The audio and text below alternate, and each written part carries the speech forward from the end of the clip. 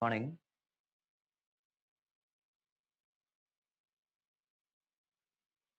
As we discussed in the last class,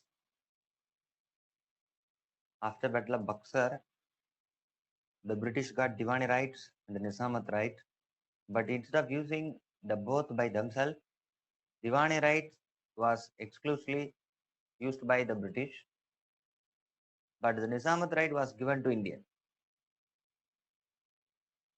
Yes. Why? What is the reason? Means it was a company. Initially, it didn't consider would be a political party, political structure. So he didn't want to take responsibility. As a company, we want to maximize the profit. So it just confined to collection of tax. But itself created series of issues. Without looking after law and order, how would you collect, how would you generate revenue? That's the biggest issue. That was witnessed in short span of time itself. In 1765, dual government system was introduced, but within 5 years itself, the company became bankrupt in Bengal because of collapse of law and order. If collapse of law and order, everything collapsed. Trade and commerce cannot happen.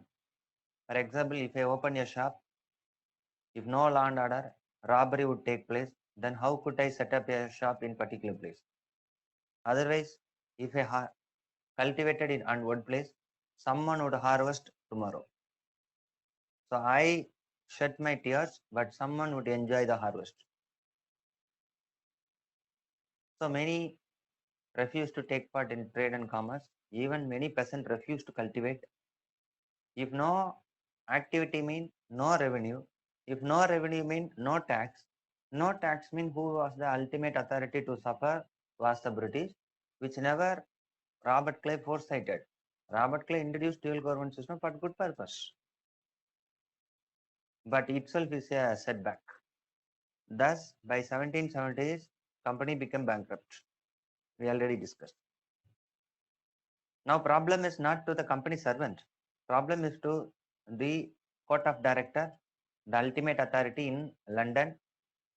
Since company was established by issuing of the share, every year shareholders should be given dividend, but there was no sufficient fund to give dividend to the shareholders in 1770s. So problem in London, keep it in mind, problem in London, it was up to the COD to ask to get loan from someone. Since the amount was huge, many private firms refused to, reluctant to give. At last it asked before the British government.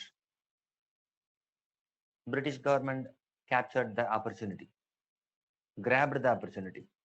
What British government did, it not only gave the amount, but also it started to regulate the company's affairs in the name of Regulating Act. So one of the impact of the dual government system is the Regulating Act. So you have written that impact of dual government system, so and so, so and so. Company became bankrupt by 1770s, and at last, if you don't return, it didn't return in the last class, you note it down. Otherwise, you keep it. Just listen. So in 1770, company became bankrupt, and it asked a loan from the British government. So British government started to regulate. That led to the Regulating Act. So Regulating Act. Open the unit. That is a topic, not unit. Topic is Regulating Act. So this is a method of studying. Polity and history is linked. Actually, if you see what is the unit we are studying is regional kingdom. In the regional kingdom, Bengal kingdom. In the Bengal kingdom only we are discussing this much of information. So we are still in a single kingdom. Okay, this is the method of study. So Regulating Act 1773. So why that? If you see in my class notes, that in the syllabus, in that itself I have given. These are all the act as passed by the British Parliament. Keep it in mind. I have already given in the syllabus part itself. These are all the act as passed by the British Parliament, 1773, 1784, 1813, blah, blah, blah. Right? So here, Regulating Act, simple. What is meaning of regulating? Who regulated? British government. Government means Parliament. That's the British Parliament. Okay. Against whom? Company. From which place? London. To which place? India. That's why it's a regulating act. Understood? This is what simple. In the fan, you would have regulator. Am I right? What is the purpose of regulator? To increase or reduce speed of the fan. This is a fan. Just imagine. Here is the fan. Right. And I wanted to increase the fan speed. For that, I no need to rotate the fan wings like this. Rather than I have to go to near the wall. Here the regulator would be there. I have to adjust the regulator somewhere. If the regulator I adjusted, the fan speed would automatically. So regulator at one place, fan is at one place. That's why it's called regulated. So I regulated the regulator, so fan speed increased or decreased. That's why it's called regulating act. That's why that regulator is called regulator. Even some people use called that in the TV. What is the name of that one controlling and effectively changing the channel of the TV? Remote. Many would say. Avuna, many would say that remote. Take the remote. Remote. Many would say that. Take the remote. No one can take the remote. What is the meaning of remote? Type. What is the plain English meaning of remote? I'll type it.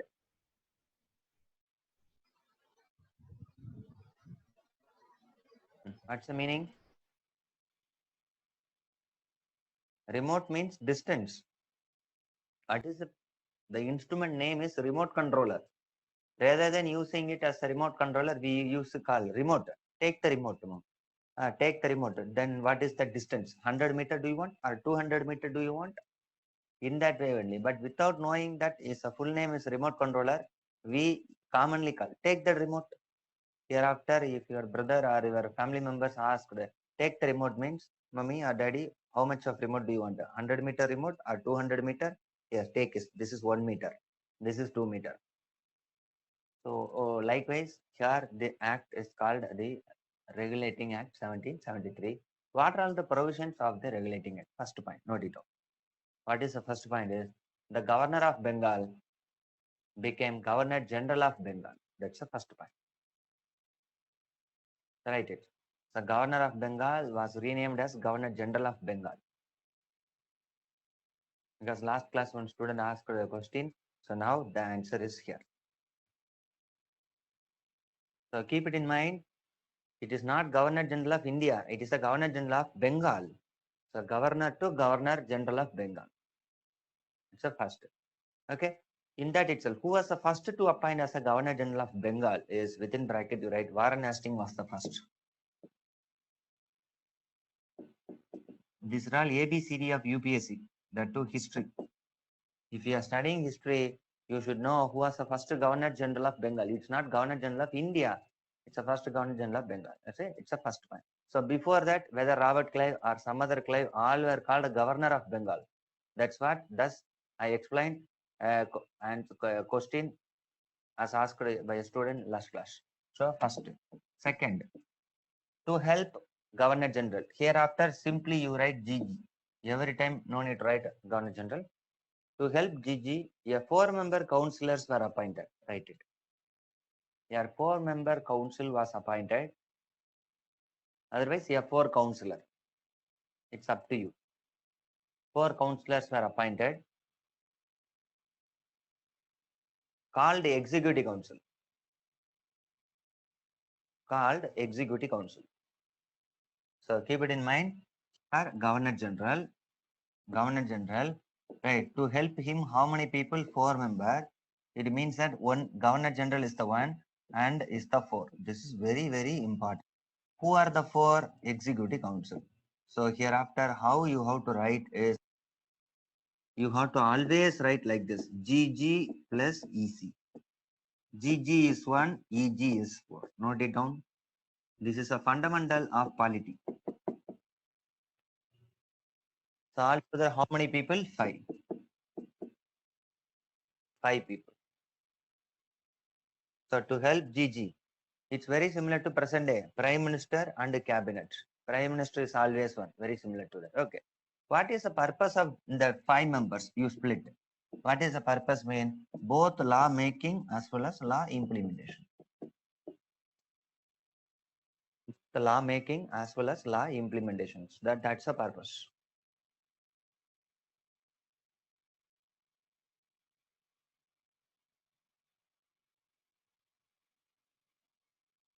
Purpose of this. So keep it in mind. All the five members would sit for law making.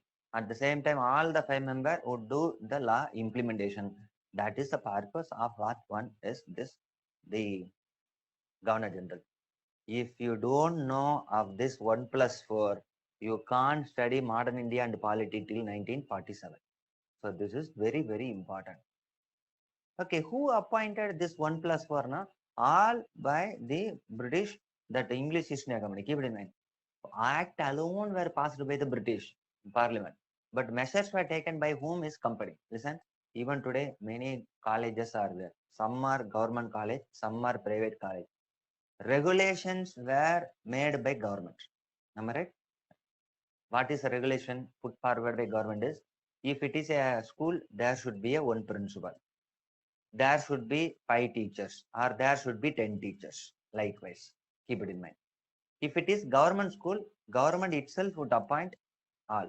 But if it is a private school, government can say only in your private school, one principal should be there, one deputy principal would be there, or a headmaster would be there, and other stuff. But government cannot appoint such a private school people. Themselves should appoint. But regulations by government. In the same way, regulations acts were enacted by the government, but who appointed all the servants were the company. Keep it in mind.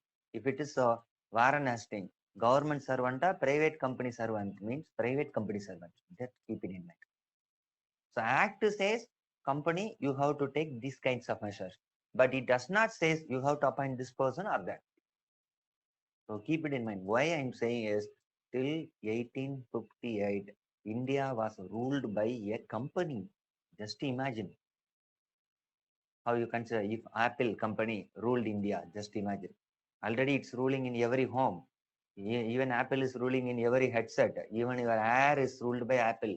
Even your eye is ruled by Apple because all are eager to buy right iPhone, so and so. Right? Even your mind is motivated by Apple or Google or whatever it is. Later, what would happen if all the people like Apple CEO can become president of India? Then what would happen? Again, what would happen? English East India Company ruled India. Apple ruled India. Next, orange would rule India. Next, pineapple would rule India. So likewise, a trading company, right, started to rule. Understood? So this is very, very important thing. Regulations alone were done by the British government, but all the appointees were the company. So third is over, right? That is English Executive Council. Fourth point is the company servant. Note it down. The company servant should not get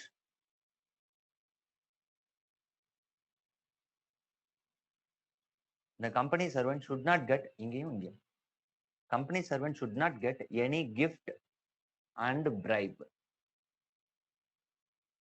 Should not get any gift and bribe. So this is very, very important.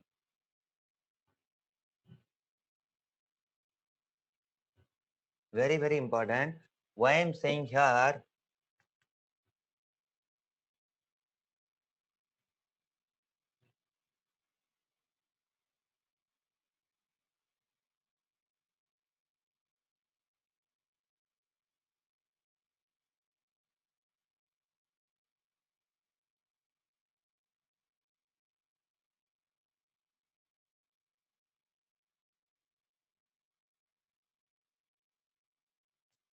so a company servant should not get any gift or bribe. Why? Why I'm saying is keep it in mind. This is also very important. Company became bankrupt because of what? The dual government system. But not only of the dual government system, but also of what one is corrupt practice. Corrupt practice of the company servant. This is very important. Just listen. One side company became bankrupt, Diwal, but other side company servant became crorepati. How is it possible, sir? How is it possible? Even sometimes Some unscrupulous civil servants are there. They are become crorepati, but at the cost of the government of India. Correct? So company became bankrupt, but the company servants became crorepati because of corrupt practice. They are entering into their own trade. Understood? So that's why it said that this act clearly says company servants should not get any bribe and gift. Why I'm saying is by this time, top to bottom, all were corrupted people. This is not the other point. You have to note it outside the act. That's why I said, right, you have to give some space. Right. Who was the, if you see top to bottom, who was the number one corrupted fellow is none other than Robert Clive. Just imagine. Number one corrupted fellow was Robert Clive. I'll tell the story, the real story of Robert Clive. When he came to India, he was merely a clerk. Just imagine what would be the salary of a clerk at the time, 10 rupees per month or 50 rupees per month at the time, I'm saying. Right? When he came to India at the time, in a ship, a small seat was, only one seat was given. But when he returned back, for him itself, a separate ship. Just imagine, loaded with full wealth. When he came to India, just a place in a ship, but returned back a ship loaded with wealth exclusively for him. Crorepati, actually, it's like a Dubai returned person, America returned person. Likewise, once upon a time, India returned person. Oh, you are from India, then you are this sheikh. Even today, Dubai return, great. Or America return, great. Definitely would have crorepati. Likewise, once upon a time, India returned person from to Britain, great. That's you see that this is very very important. This is a prelims question. That's why keep it in mind. Some I'm giving writing, some and many I'm discussing with you. Right? If you able to grab it everything and if you able to put it, store it, not at all. If you forget, mean you have to note it down. It's like a hint point. Okay. So when he returned back, suspicion to court of director. What kind of suspicion? How this fellow alone became crorepati? One said we are bankrupt. Company became bankrupt, but he became the crorepati. Immediately, what happened? So he was a corrupted man. So corruption charges were levied against Robert Clive in Britain, and he was dragged to court. Case was going on, but due to the judicial pressure, what he did, he committed suicide. This was the pathetic end of a great person called Robert Clive. Keep it in mind. I discussed a 10-mark question regarding Robert Clive. And a small topic regarding Robert Clive, we will discuss later. So who was Robert Clive? For what purpose did he come to India? Corrupted fellow. How was his life ended? Clear cut picturization I have here. Actually, if you write like this story, that is for mains and optional. If you study some factual information, that's for prelims. Understood? Yes, that's all. So that's why this act is very clear that a company servant should not get any bribe and gift. Next point. So fourth point I discussed. Next point is a Supreme Court was established.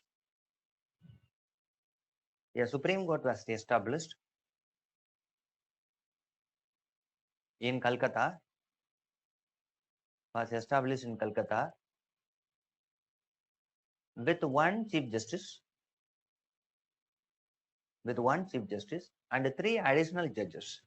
So it means that 1 plus 3. This is related to judiciary. This is related to judiciary. Keep it in mind. Confused with this 1 plus 4. So here 1 plus 3 is the judiciary. So one Chief Justice and three additional judges. Keep it in mind. This Supreme Court, don't confuse with the Supreme Court now present in New Delhi. The present Supreme Court at New Delhi was established much later. But here that was established in 1773 Regulating Act. So in this, who was the Chief Justice? First Chief Justice of Supreme Court. That may be asked in TNPC or Kerala Public Service Commission or Delhi Public Service Commission. So note it down. Who was the first Chief Justice is Sir Elijah Impey.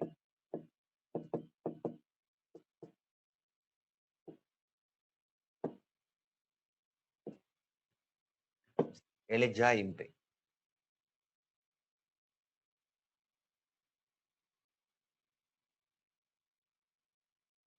Taken? Yes, that's all. These are all important. Keep it in mind. This Supreme Court is exclusively right. Which citizens mean? Next point, you write. The jurisdiction of Supreme Court. Sixth point. The jurisdiction of Supreme Court was confined to British people in India. British people to India in India are not applicable to Indians. Are not applicable to Indians. So this is very important. This Supreme Court jurisdiction is on the British people. That's all. So these are all the crux of the 1773 Act. Since it is a pure polity, you do one thing. The act related matter, you put it inside the box. Put it inside the box.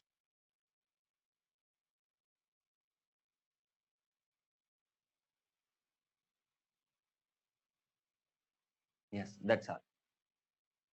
So this is what the impact of dual government system. So we are discussing everything under dual government system. Now I come back again after history. Since it's a polity, you put it inside the box. Okay, now come back to the history. Now who was appointed as a Governor General? Keep it in mind all the 6 points now. Okay, now come back. Now who was the Governor General of Bengal? Varanasi. Next point. Come out of the act and write it. Don't write it inside the act. Since you are not physically available, otherwise in the classroom itself, I would have checked up your notes. Since you are at home, right? It's difficult for me to check up. You have to very careful and you have to very vigilant regarding this. So come out of the act and write it. Next point, Warren Hastings abolished dual government system. Warren Hastings abolished dual government system and took direct responsibility of Bengal. And took direct responsibility of Bengal.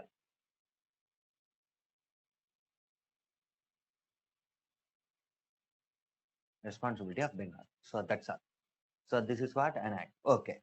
Now who was the head is Varanasi. Okay. So you listen. The culprit of bankrupt of the company was dual government system. Now dual government system was abolished in 1773. It was abolished. Okay. At least even after abolition of dual government system, companies' financial position should have increased. Next point you write. But even after this means after the abolition of dual government system, company's financial position didn't rise. Company's financial position didn't rise. And again, company became bankrupt. And again, company became bankrupt for the second time in 1780s. Second time in 1780s.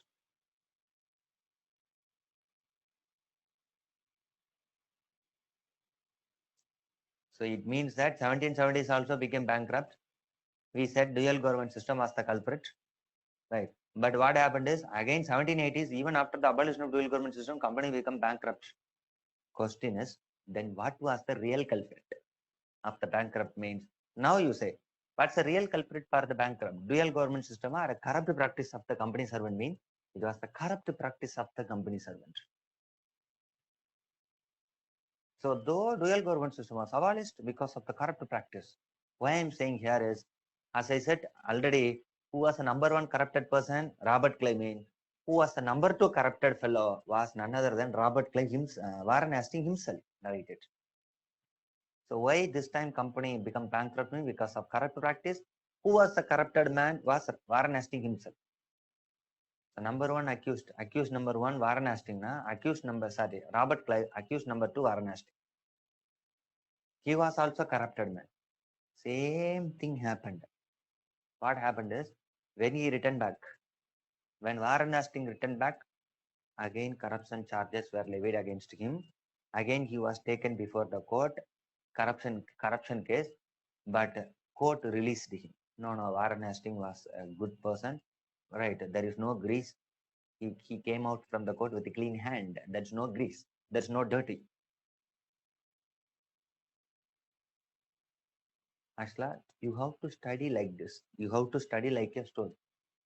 Give more interesting and importance to this than of studying the factual information. Studying factual information is easy. It's very similar to studying of Twinkle Twinkle Little Star. If you study twice or thrice, you will easily get the fact. But understanding the concept only, you have to study a lot, you have to spend time. Yes, if you like this, then history is easiest subject for you. Those for those people, history is good. Those who are ready to study story, ready to listen the story. It's like Vijay movie. Let me tell Putty story. It's like that. In the 2.5 hours, what I'm saying is small Kuti stories. That's a small stories. So if you're able to that, history is Paka subject to you. Understood? As yourself knew very well, nothing is new. Nothing is new to discuss. Only thing is one step ahead we are discussing. You know Ashoka, we are discussing one step ahead of us. That is interesting information. Okay. So now I come back. By 1780s, company became bankrupt. Now the problem again to whom is the court of directors. What the court of directors does? Please someone give the loan. In London that happened. Again what happened? British government gave loan. Again British government not only gave the loan but also started to regulate the company's affairs. By this time also, second time, it made an act. Listen, this act was passed by the then British Prime Minister. His name is William Pitt. Carefully listen, then you write it. His name is William Pitt, the then British Prime Minister. That's why such an act is called Pitt's India Act. So again, next 1780s company became bankrupt. Again, it asked loan from the government. From the government. Again, made an act. What is the act name is Pitt's India Act. 1784. 1784.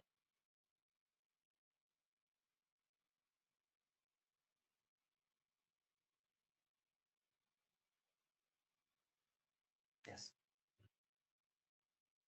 Pitt's India Act. So this is also regulating act. But why it's called Pitt's India Act means the William Pitt, the then Prime Minister, he was the prime mover of the bill. That is act. That's why it's called Pitt's India Act. Got it? Yes. So now second act we are going to discuss. So today itself we are discussing two important polity oriented. If you want to know basics of fundamentals of polity and Lakshmikant, you should know modern India. Modern India polity, if it goes simultaneously regarding this, very easy. Okay. So first point, write it. The number of members. The number of members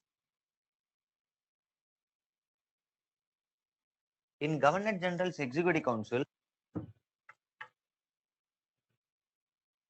The Governor General's Executive Council was reduced to three.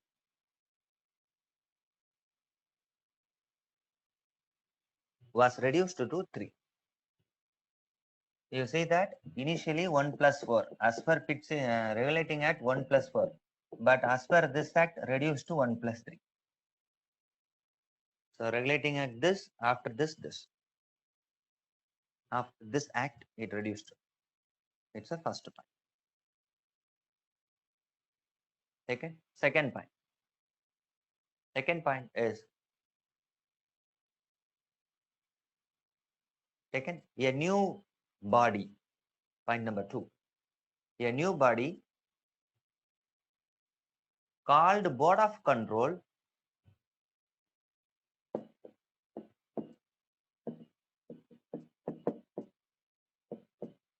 Board of Control. Shorter hereafter use question.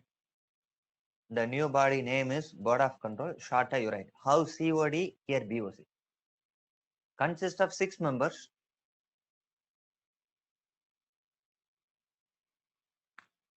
were appointed by British Crown. This is important. Appointed by British Crown. British Crown means British government. Even today also every actions were taken are taken by President of India. But whether President of India is really taking the action, no. On behalf of President of India, who is taking action is Prime Minister. So likewise, so it's a crown appointed all the 6 members. Okay, so board of control consists of 6 members appointed by the crown. For what purpose this board of control means? Keep it in mind. This is very, very important. Any of listen, East India Company. Now, East India Company was actually it came to India for commercial purpose. So, what was the first purpose of the company was commercial purpose. But after Battle of Plassey and Buxar, it became political. So, this is very, very important. Any of the margin, otherwise, even below the second point itself, you add these two acts are very, very important. Okay. So, a company, who is the head of the company is COD. You already know. Listen, COD looked after commercial activity and political activity. This is what happened. But hereafter, what is the duty of the BOC is, hereafter political by the BOC, it means that COD was just confined to commercial activity.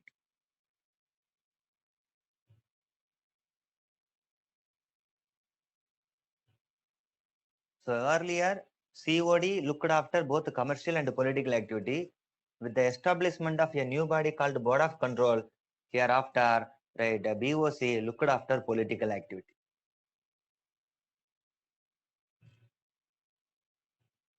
Okay, COD, whether in London or in India, it's in London. Likewise, BOC was also in London. BOC was also in London. This is very, very important. Right. I expect this in 2021. When you are writing the exam, this may be asked. Okay. So listen, here is India. Here is India. Here is London. Earlier from London, only one organization looked after everything called COD. Only one organization. But after 1784, right, not one organization, another organization was named that is called BOC. It means that from London, two organizations looked after the Indian affairs. Then this is also called dual government system. Write it. This is called dual government system or double government system.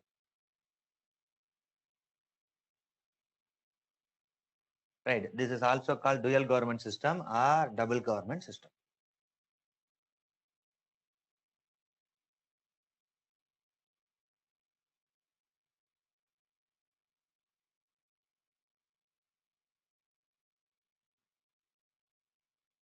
So this is important. COD, yes, COD, if you don't know, COD, if you don't know, you are new. Many are, I think this batch is stopped. Huh? COD we already discussed, no? First class itself we discussed. COD is court of directors.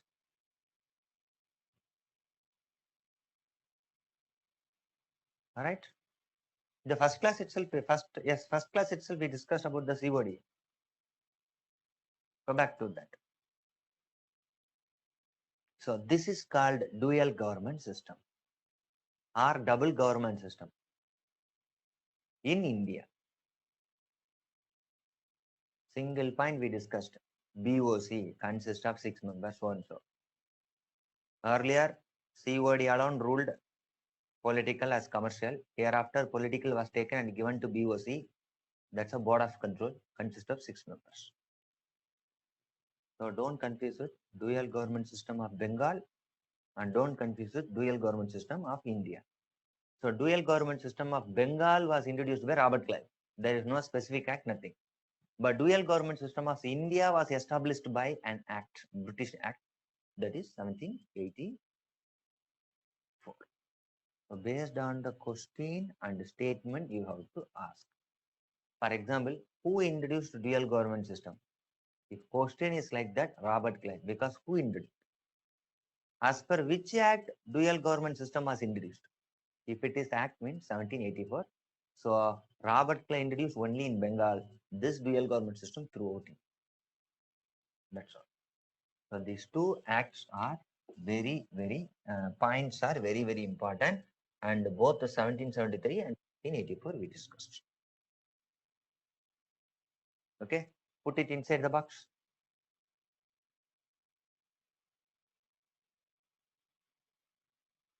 That's all. Yes. Now again come back to the history. This is the polity. Robert Clay period, bankrupt, ho gaya. Robert Varanasting period also over, Diwal. Then from whose period onwards, sir, company's financial position, everything started to rise is out of the box. You write out of the box. These are all outside the act. Okay. With the arrival of Cornwallis as Governor General of India, with the arrival of Cornwallis in 1786,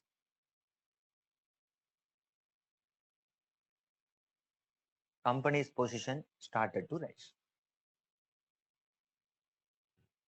Company's position started to rise.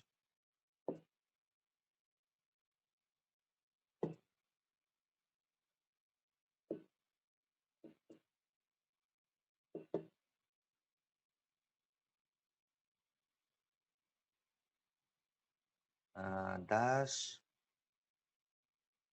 with this, we successfully completed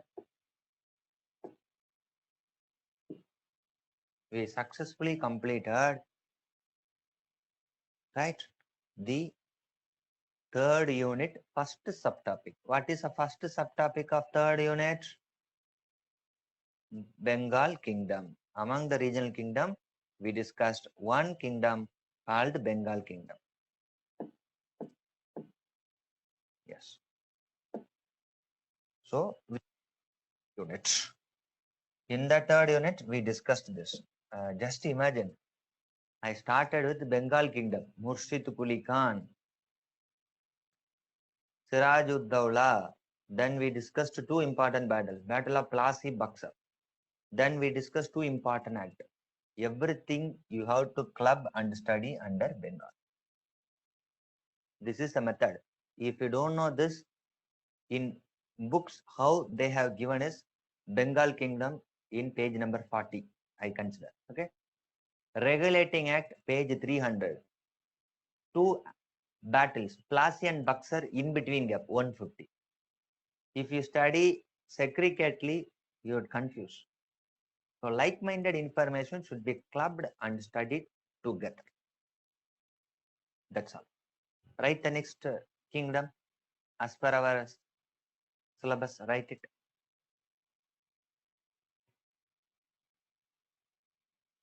Write the next kingdom.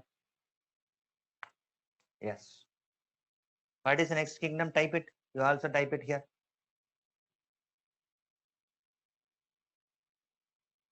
Type. After writing it, type it. So that I wish to check whether you are in line or not.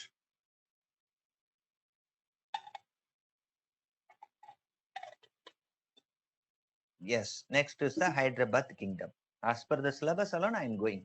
This in the map itself, you could see Hyderabad kingdom. This much of big is this Hyderabad kingdom. Here you could see. Okay. First point. This kingdom was founded in 1724. By 1724, founded in 1725 by a Mughal officer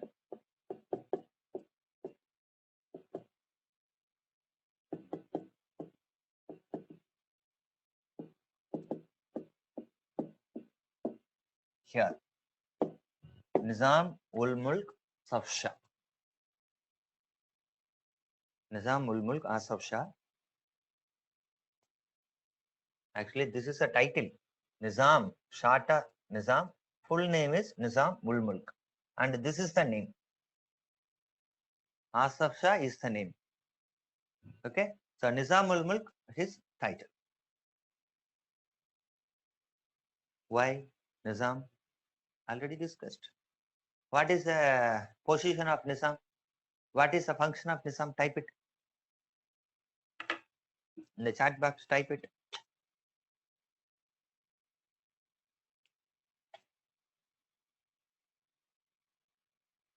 Yes. Uh, Unit 3 only going on. Is going on. So we are in Unit 3. In the Unit 3 only, what is the first topic? Bengal Kingdom. In the Unit 3 only, what is the second topic? Hyderabad Kingdom. That's what we are discussing. We are in Unit 3. Huh?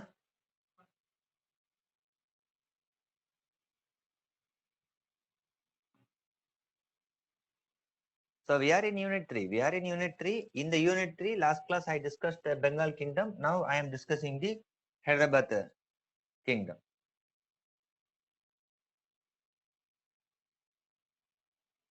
Video function. Right. So this is important. Okay. So in 1724, actually, even do you know, it's very interesting. Even Asaf Shah is not his real name. What is his real name is, this is very, don't, Kilich Khan. Chin Kilich Khan. Right? Don't write. This is his real name. When he came,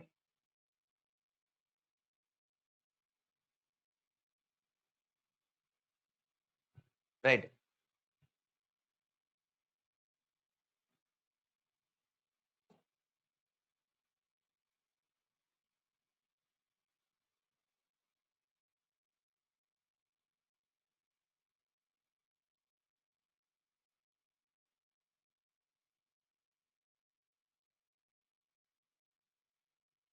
Yes. So here, Chinkilich Khan, this is the real.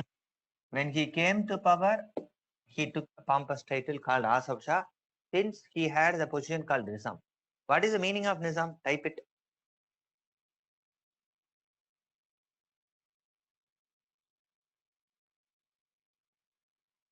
What is the nature of work of Nizam?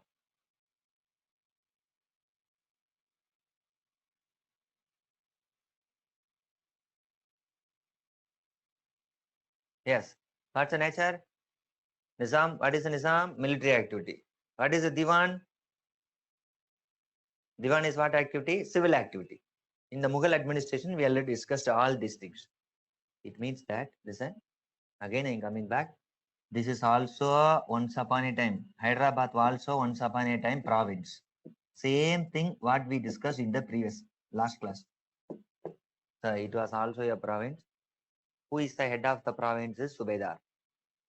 Am I right? Apart from that, so many officers. One of the officer is Diwan. What is the nature of the work Diwan we discussed. What is the nature of the work of Nizam we discussed. So listen here, Subedar, Diwan and Nizam. Here what happened is this Nizam took the opportunity and he declared independent kingdom. This Nizam name is Asaf Shah. So he founded the kingdom called, which kingdom is Hyderabad kingdom. So this is the method of studying. That's why repeated I'm saying it. Attend all the classes. Right? If you miss one class, you can never understand subsequent class, especially if you missed today's class of 1773 and 1784. It's difficult to understand and study up to 1947. Once attend all class, after that history is nothing. Right?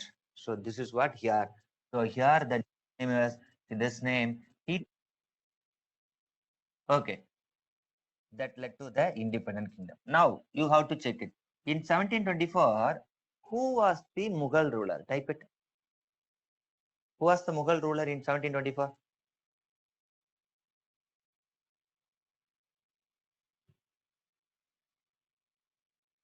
Yeah, Muhammad Shah. Super. Muhammad Shah was a good administrator, or he was enjoying? Actually, he was enjoying. Called Muhammad Shah Rangila. He enjoyed a holy. He enjoyed with the good, colorful girls. So he was enjoying. That opportunity was used by an officer called Nizam. He took the opportunity. That led to. That's why In Bengal, Nawab took opportunity. In Hyderabad, Nizam took opportunity. Simple. Understood? So this is what here 1724. Any doubt? This is the beginning. Okay. What was the capital of Bengal? First is Murshidabad, I said. Second, Mir Qasim shifted the capital to the Munger. These two we discussed. Then what was the capital of Hyderabad kingdom? Type it. What is the capital of Hyderabad kingdom? Golconda. Who typed name? Murali Krishnan. Good, good, but wrong. Super. Hyderabad kingdom. Golconda. It's near Hyderabad. Okay. Any other?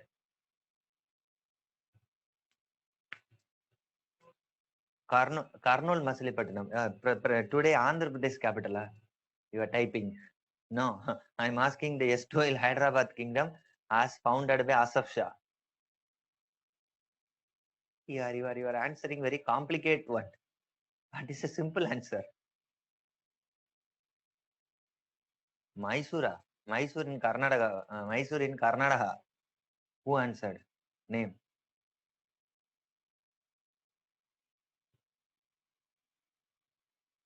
Hey, what's a Hyderabad kingdom? Capital, na Hyderabad. Hyderabad, it's a capital. With that Hyderabad as the capital only, a kingdom was found. That's why it's called Hyderabad kingdom. Akshaya. Okay. It's at extreme thinking of Mysore. Okay. Even Mysore kingdom is there. Yeah, here itself you could see in here. Nizam Nizam territory is Hyderabad, so it's called Hyderabad kingdom. Mysore is separate kingdom. Why it's called Mysore kingdom? Mysore the capital, that's why it's called Mysore kingdom. So what's the capital of Hyderabad kingdom? Na? Hyderabad. Hyderabad is a city. A kingdom was found in and around. That's why it's called Hyderabad kingdom. It's like Murali Krishnan, what is your name? It's like this. Understood? So this is what with the headquarters. Now I come back. So 1724, right? He founded. Next point. This kingdom, note it down. This kingdom was never annexed by the British. Never annexed by the British till 1947. Till 1947. What does it mean? Mean, keep it in mind, British never waged any war, never annexed Hyderabad kingdom, but earlier they annexed Bengal, but never annexed Hyderabad kingdom. Even the British annexed other area, listen, other area, but they never annexed Hyderabad kingdom till independence.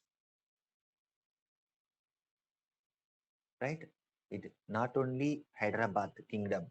Keep it in mind, like Hyderabad, so terms were there. Hyderabad, here.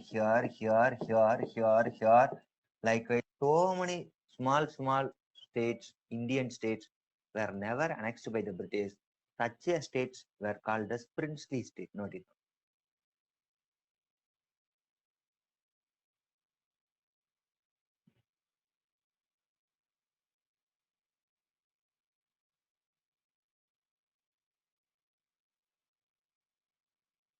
Taken? Yes. This will be highly helpful for post-independence India. Again, I will come to take post-independent by December month or Jan month. I will take the post-independent. At that time, it will be helpful. So, what is princely states mean? The area which were never annexed by the British, which right while along with the British till 1947. At the time of independence, 1947, how many princely states in India? Note it down. 560 plus princely states. So India, 560 plus princely states along with British India. In that, one of the biggest princely state is the Hyderabad.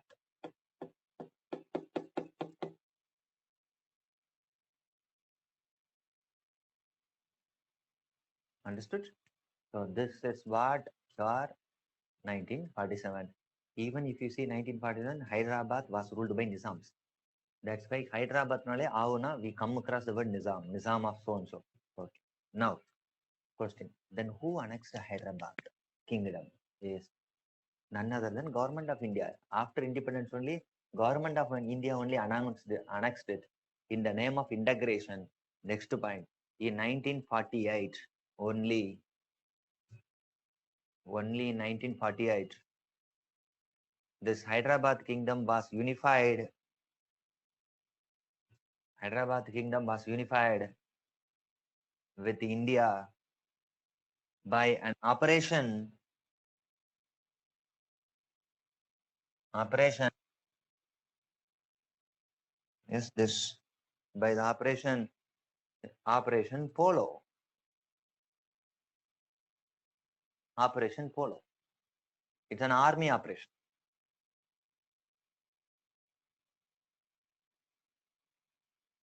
Okay. So why this operation was called polo is, you do know polo game? What is a polo game is? The horse, and they would have a stick, and they would try to put a small ball into a goalpost, and they would attack like this. That's called polo. So such a polo grounds were there. Nearly 13 to 14 such a polo grounds were there. That's why unifying or integrating such a territory with government of India, Union of India is called Operation Polo. Those who are from Andhra Pradesh and Telangana region, these are all very, very important. Already in your state board itself, you should have discussed of this, studied of this. Right? So why it's Operation Polo? One. Last point, who was the last Nizam? That alone you write it. Who was the last Nizam? That the time of Operation Polo is Usman Ali Khan.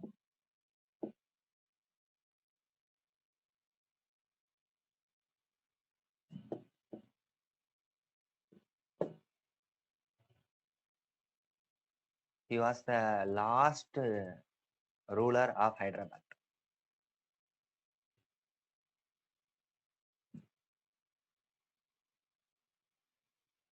That's all. With this over, we are not at all discussing any other information regarding Hyderabad. Why? Kyun? Is there is no war with the Hyderabad between British and the Hyderabad ruler. Fortunately, they didn't happen. Otherwise, what would have study? We have to study like a Plassey, here also some C, Buxer, here also some sir, and some act. We have to thank the Hyderabad ruler because definitely reduce the text portion to be studied. Correct. So here, this is the case of Hyderabad. So two things we discussed. One is Bengal kingdom over. Next is Nizam territory. That's a Hyderabad kingdom is over. Third regional kingdom, right? The third regional kingdom.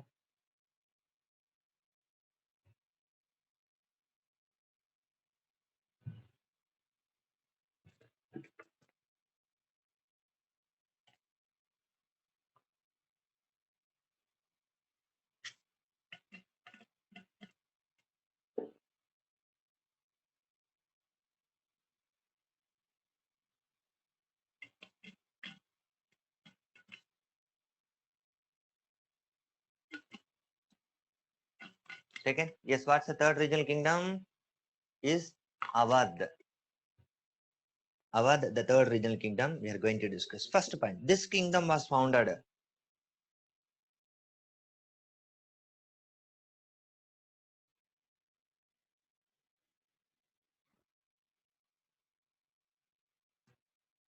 in 1723.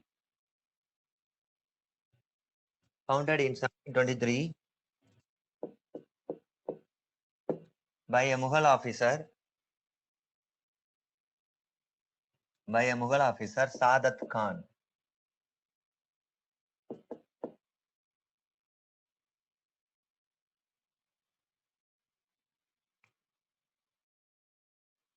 Carefully listen. Bengal. What is the territory of Bengal? We discussed. What territory of Hyderabad? Here is there. Carefully listen. Right. Hyderabad, not the Hyderabad city. Hyderabad, Secunderabad, Kolkata, it's not there. It is extended up to the Andhra. This much of big. So you would not feel any difficulties. Likewise, what is Awadhi kingdom? Carefully listen. This is Awadhi kingdom. So you have to draw, or you should know in your mind about the.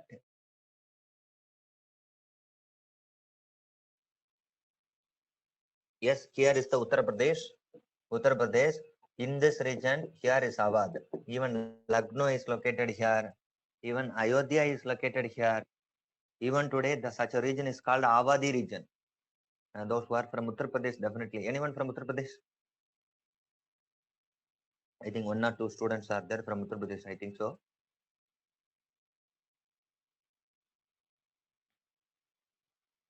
Anyone from UP?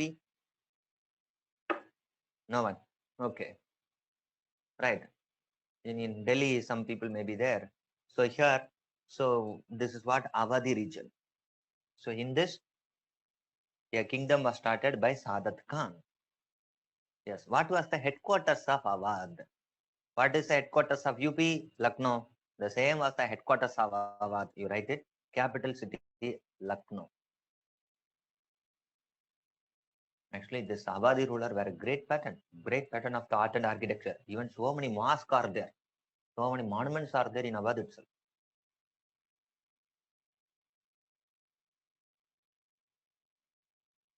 So he was also a Mughal ruler, a Mughal officer.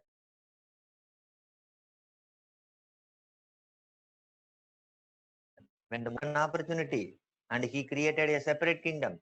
Even if you see in 1723, right, who was the right the Mughal?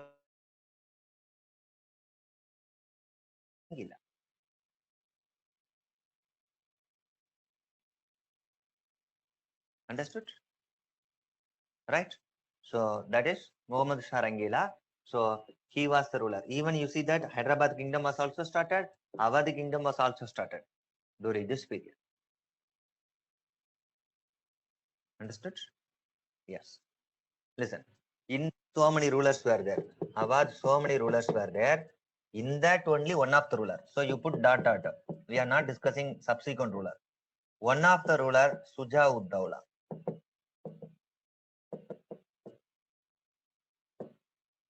What the ruler, Suja Uddawla.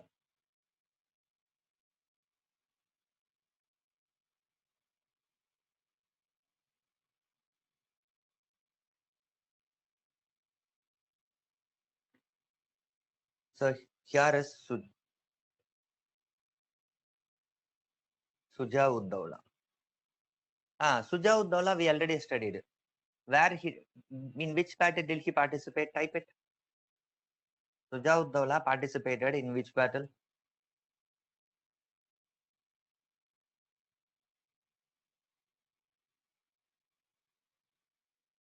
Yes, which battle? Baksar, yes. Battle of Baksar. So again, you write Battle of Baksar. Write it. Battle of Baksar. Year, write the year. Write the year. One side company, other side three rulers. So third time I'm discussing about Battle of Baksar.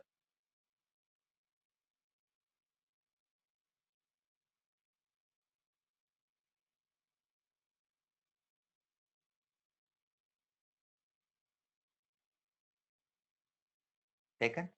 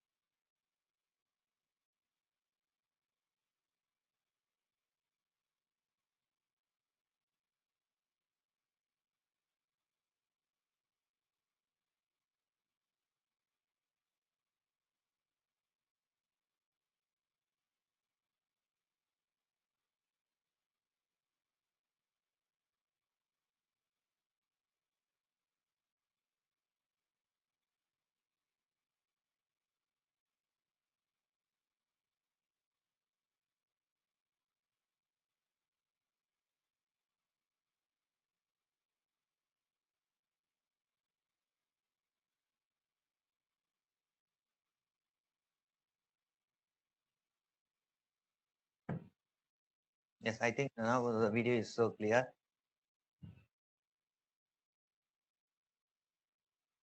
I think now the video is so clear. I think so. Listen again, just I because some people couldn't listen and see the videos. We discussed the Bengal Kingdom. We discussed the Hyderabad. Later, we just open. I opened the topic that is the Awadh. I think so. I think so from the Awadh. So exactly right. I think so. From the Awadh only. Yes, yes. So I have to take it. So listen. Next to open the third unit. We are in third unit. Keep it in mind. Third unit. The third kingdom is Awadh. So where is Awadh or Awadh? So either you can use the word Audh or Awadh. Either Audh or Awadh. Okay. Even today, they are part of Uttar Pradesh. This is a part of Uttar Pradesh. Even today is called Awadhi region.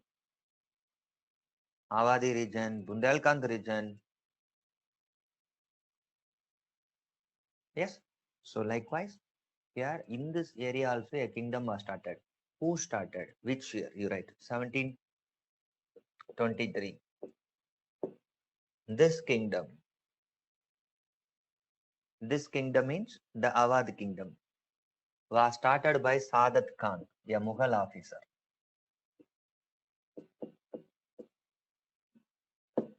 The Mughal officer name is Sadat Khan.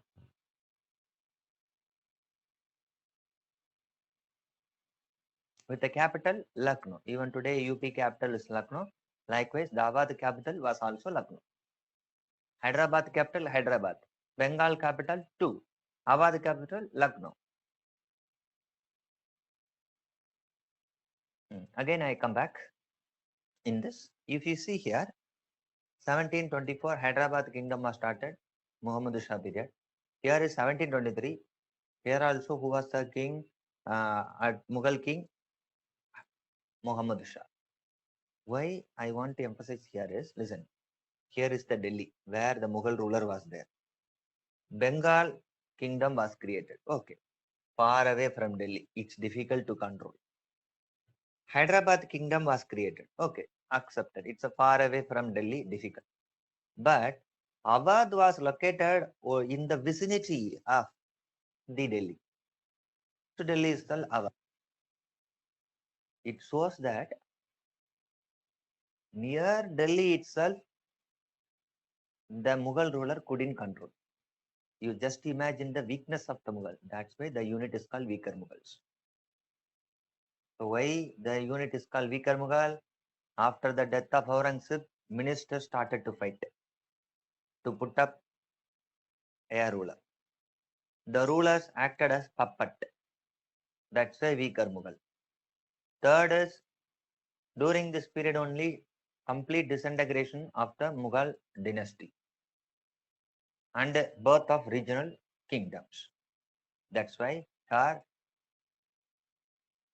the previous unit we called it as later Mughals. One such a later Mughal, Muhammad Shah, Rangila, during this period, this kingdom was started. So you have to link like this. Understood? Yes, this is the first thing. Okay. After that, so many rulers were there. You put a dot, dot, dot, dot, dot. In that, one of the ruler is Suja. Suja ud Dawla.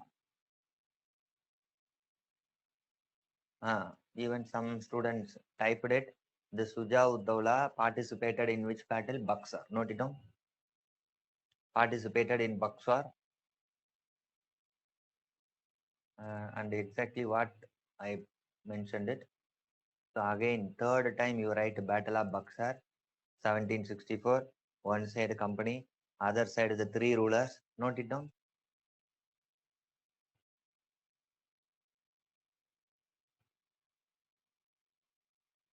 Yes. You all knew company got victory. After the victory, and this is what we are going to discuss. Listen, whether Delhi was annexed? No. We already studied. Whether Bengal was annexed? Yes. After the Battle of Buxar, Bengal was annexed. Then Robert Clive introduced dual government system. Already studied. Now you come to Awadh. Whether Awadh was annexed? No. So you write it. Awadh was not annexed. Not annexed. Now question. It's a very question. What is the question here is why Bengal alone was annexed? Why not Delhi? And why not Awadh? Why these two territories were not annexed? This is what my question is, especially the Awadh. So British could have annexed Delhi, Mughal rule, Awadh rule, as well as Bengal. But they annexed Bengal alone. Why not Awadh and Delhi? Particularly Awadh is, listen, very important. Here, the rise of a great people called Marathas. Marathas problem. And another here is frequent attack of Afghan. Who was the Afghan ruler? Ahmad Shah Abdali. So they consider, listen, we don't want, we means company. Company didn't want to immediately fight with Marathas as well as Afghans. That's why what they did is, this is very, very important. They annexed Bengal alone. They didn't annex Awadh. They didn't annex Delhi because of Maratha issue, this Afghan issues.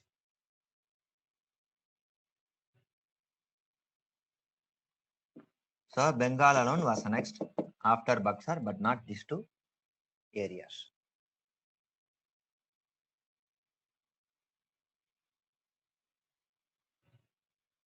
Okay. Yes. So here, keep it in mind. This concept is English is a company. Here one powerful. Here one powerful. To avoid war among the 2 to 3 people, yeah, area was kept as buffer. Concept is called buffer state. Write it. This is the potential question.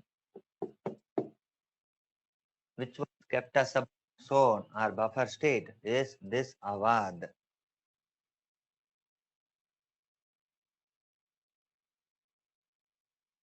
Was kept as a buffer state. Otherwise, immediately from the next day itself, the British had to wage war against Marathas and Afghan, Abdali. So, but they didn't. That's called many a year. Okay. Now listen. Years had gone. British captured this, British captured this, British captured this. Even British captured Delhi also, and even British went up to capture present-day Pakistan till 1850s, but they never touched what one is Awadh. So next point you write. Till 1850s, British never touched the Awadh area.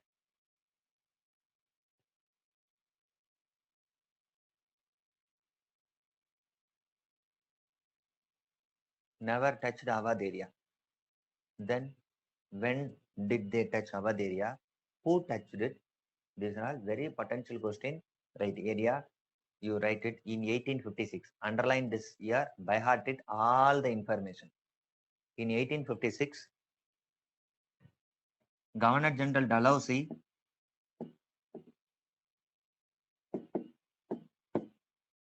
Governor General Dalhousie annexed Awadh by applying the doctrine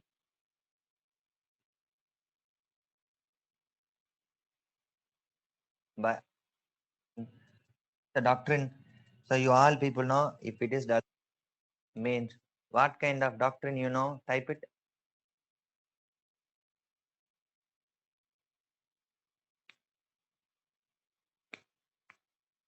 Yes, what kind of doctrine?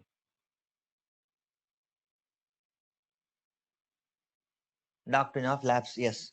So all the student knew of the doctrine of lapse, but Awadh was annexed by the doctrine good governance, right? Awadh was annexed by means of good governance.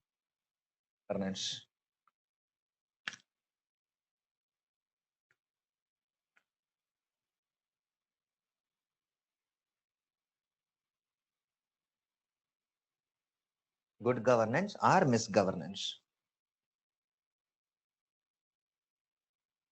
So keep it in mind.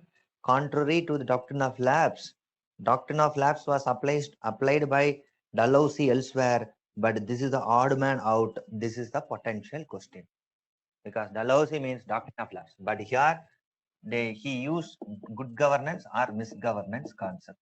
So now I am going to open two concepts. What is doctrine of lapse? Why doctrine of lapse couldn't be applied to the Awadh and led to the doctrine of misgovernance? So any of the margin you write it doctrine of lapse.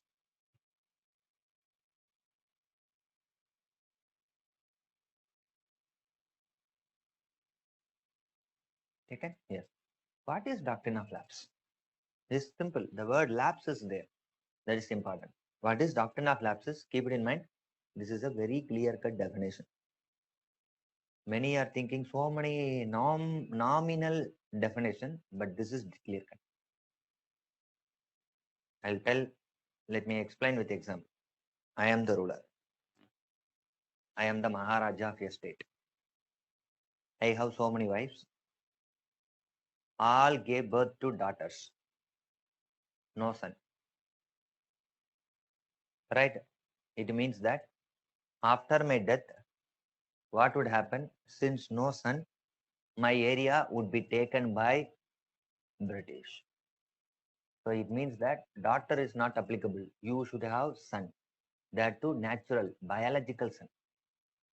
So daughter is not applicable. One, doctrine of lapse is applied. Second, listen, I have daughters, 10 to 15 daughters, no son. But what I consider is just before my death, I adopted one as my son. Keep it in mind.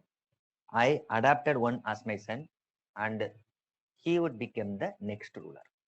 So what Dalhousie did, he put an end to the second category. What is the thing? No, no. You adopt a son. We not at all disagree with this because of last day ritual, funeral ritual to be done. Pinda, sapinda, so that things should be done. But such adopted son should not become the next ruler. It means that only natural son could become the next ruler, not adoption. So that is called doctrine of lapse. That is called doctrine of lapse. So what is doctrine of lapse means? No scope for adopted son to become the next ruler.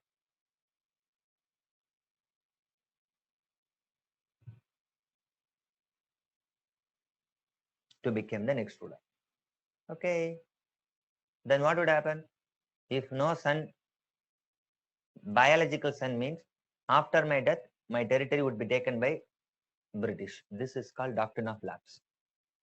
Underline the word no adopted son is allowed. Otherwise, if no biological son, that's all over. Adoption, nothing is there.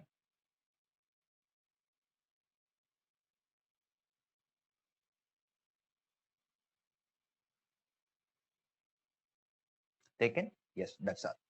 This is called doctrine of lapse. Because by using doctrine of lapse, so many territories were annexed by Dalhousie. What are all the territory? Note it down. Territories annexed. Sambalpur, Satara, Jaitpur, Udaipur, Bahat, Jhansi, here only Jhansi Lakshmi Bai, Nagpur. This much of territories. Actually, this is the order, chronologically order. Sambalpur was, I think Satara was the Sambalpur and Satara were the first. Then this is, and last one which annexed through the doctrine of lapse was Nagpur. This much of territories was annexed by means of doctrine of lapse. So it was very jolly for Dalhousie. He annexed so many. But the problem is he couldn't annex this Awadh region. He couldn't annex Awadh region by doctrine of lapse. Why? Simple. Awadh ruler had son. That too natural son, biological son. That's why that's a great worry for Dalhousie. Oh, I want to annex Awadh. But what happened? He had son. That too natural son. What shall I do? invented a new concept. What is a new concept? Is doctrine of misgovernance. So keep it in mind. Doctrine of lapse couldn't be applied to the Avad. That's why he invented a new concept called doctrine of misgovernance or good governance. Okay. Shall we start? What is misgovernance? 2007 or 8 prelims question. Doctrine of lapse, all would answer. But this is what you have to. Actually, one right answer would make you to next level. One wrong answer would make you to wait for one more year. So keep it in mind. Question number of questions are 100. Okay. Among that, modern in history question you consider 15 altogether. Modern India question 6. For 6 question or 7 question, you are going to discuss 13 or 14 classes. So number of possibility of asking a question in a class is 0.5. Am I right? 2 classes, 1 question. Or why should I study 5 hours? Why should I listen the class 5 hours just for 1 question? A question matter. If you rightly answer, na 2 marks. If you wrongly answer, okay, that year you can't write mains exam. So each question, each topic, each point is important.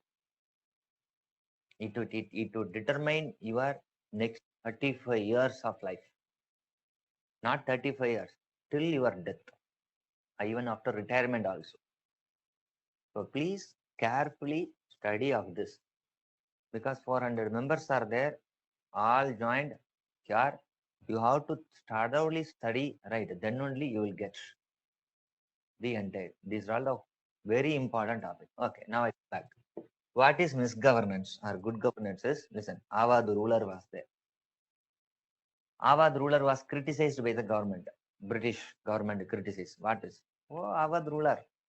Here is the Awadh ruler. Okay. Oh, Awadh ruler. What are you ruling? What method you are ruling? Nonsense.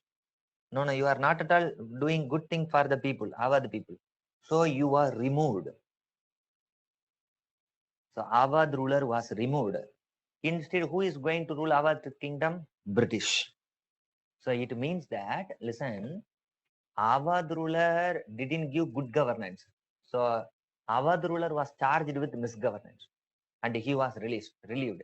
And now instead of him, who came to power means British. And British said, we came to power for the good governance of the Awadh people. Understood? That's why from British side, good governance. From the Awadh ruler side, he was charged with misgovernance. That's why in answer sheet, it may be good governance or misgovernance. Who was such a ruler, sir? You write it. So which year it was annexed means 1856, misgovernance. Who was the ruler? Is Awadh ruler was Wajid Ali Shah. Wajid Ali Shah. So this ruler was charged with misgovernance and he was expelled and British started to rule. It means that Awadh was annexed. These are all very important. Why I'm saying this, 1856, right? Awadh was annexed. Next year, 1857, revolt happened. It means that next one, this annexation is one of the reason for 1857 revolt. Write it. This is one of the reason for 1857 revolt.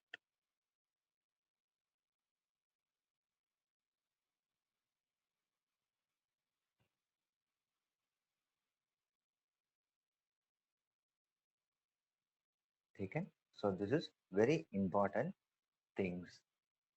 Okay, with this Awadh was over.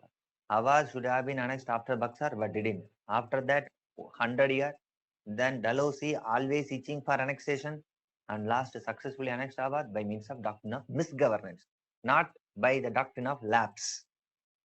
That's all. With this, the third kingdom, Awadh, is over. Yes. Next, don't write. Next, as per our topic, third unit, I have given Mysore kingdom, but I am not going to discuss Mysore kingdom as of now. We will discuss much little later. So with this, we successfully completed here itself. We successfully completed Unit number 3. Here itself, unit number 3. So, Bengal, Hyderabad, Awadh, over. Mysore alone is there. We will discuss later. That's all. Unit number 3 is over. Write the unit number 4. And 5 minutes break. Write the unit number 4. Don't leave any gap for Mysore Kingdom. I will discuss the Mysore Kingdom little bit later. So, except Mysore Kingdom, we successfully completed the first 3 units. Write the unit number 4. Unit number 4 today I will complete. Even I will enter into unit number 5 also.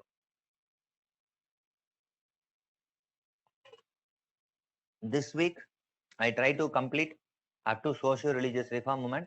Right. Very important. Don't miss any classes. Don't miss any history related classes, especially history optional students. I already said that this is the core for modern. There's no separate topic to study for optional. So please be attentive. And those who wants to take history as an optional, this is a method. We'll take it. Since many students, when I'm coming for current affairs class, many mention how the history optional would be there. It is the method. 5 minutes break, then we shall continue.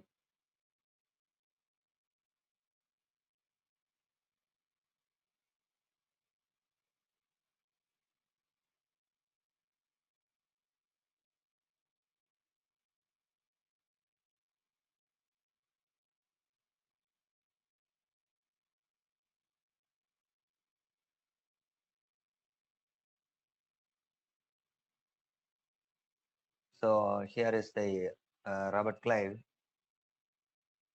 We already discussed about the personality of Robert Clive. And next I open the topic. What is the topic is Marathas. And even you might have watched this movie. That's why I said if you study history, it will not only helpful to clear the civil services exam, and it will not only helpful to understand India, even the world also. If you thoroughly study history of your people, Bengali people or Rajput people or the Kashmiri people, then why we are studying like this means after becoming officer, in which state you will be appointed? Don't know. Since I study Rajput, if I am appointed as an IAS officer in Rajasthan, I will not feel Rajasthan as a different land. I studied about Rajput condition, social condition, economic condition, historical background. Even I know where Jaisalmer is there, where Bikaner is there, what is the nature of Rajasthan geography, so from and people, what the people need. From the day one itself, since I study thoroughly of Rajasthan, from the day one itself, I would take measures. So for that purpose only, you all people are studying thoroughly about India, especially the history. If you come to Tamil Nadu, you would have studied Sangam Society, Tamil, National Congress, very had a strong foundation here, India National Congress.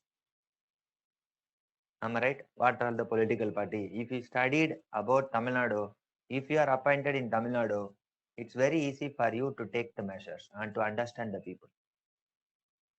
That's why before as an administrator, you should know. That's the second. Third reason is to watch good movies. Movies good like this. Otherwise, without knowing Marathas, if you just watch Bajira Mastani, you would not know. No, you cannot enjoy so many scenes, so many interesting words actually. Understood? Yes. That's why misgovernance means the ruler didn't rule for the goodness of the people, for the well-being of the people. That's called misgovernance. He governed in a missed way, misleading the people. That's called misgovernance. In that way, Wajid Ali Shah was charged and he was removed. In his place, British came and British said, if we come to power, we would give very good government to the people. That is called good governance. Good governance means good government. Misgovernance means wrong government. British just lips word.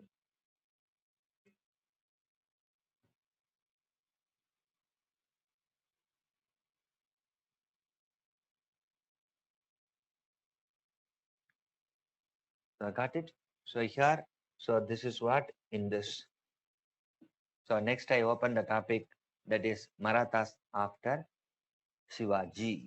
Marathas under Peshwa. Okay, and this unit is not new. Already it is a mere continuation.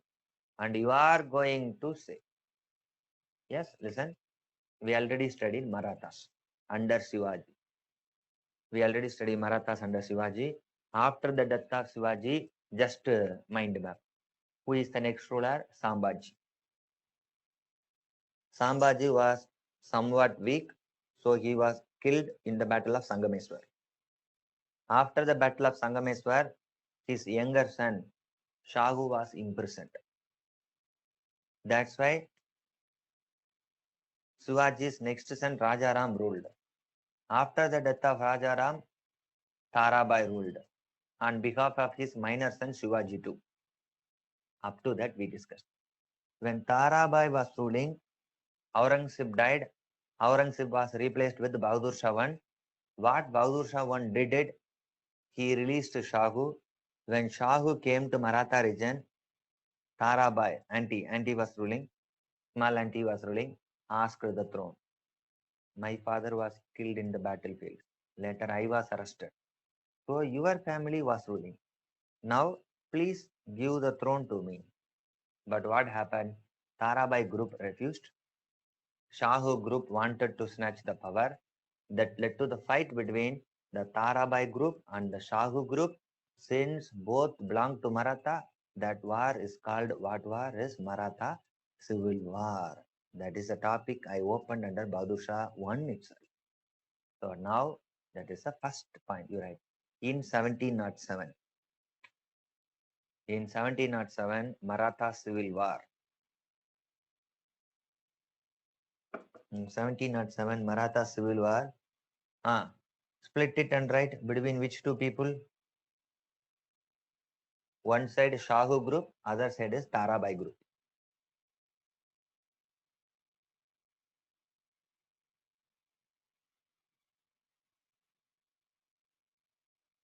Shahu group, other side Tarabai group. Okay.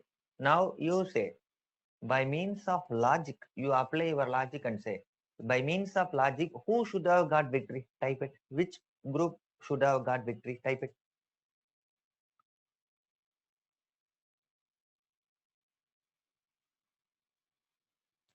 No, no. Shahu Tarabai. Okay. That's logic. Which group? Major answer. Both. Actually, we got the mixed answer.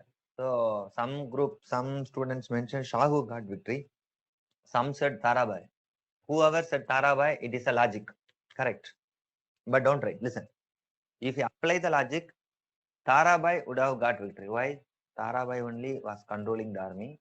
Tarabai only was controlling the territory. Shahu was brand new because he was from Delhi. Many years he was imprisoned. So if you applied the logic, Tarabai group would have got victory. But here in this battle, who got victory is Shahu group. Put tick. Keep it in mind. I already said war, civil war, na, you have to split between which two group. Which group got victory? Just put tick. That's enough. Okay. Now it's very conspicuously clear. What is the thing? Shahu got victory, but not because of Shahu. Some people supported Shahu. Who supported? Under Shahu, right?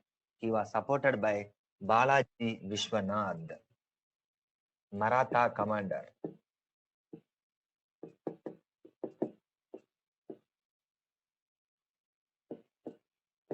A Maratha commander, Balaji Vishwanath.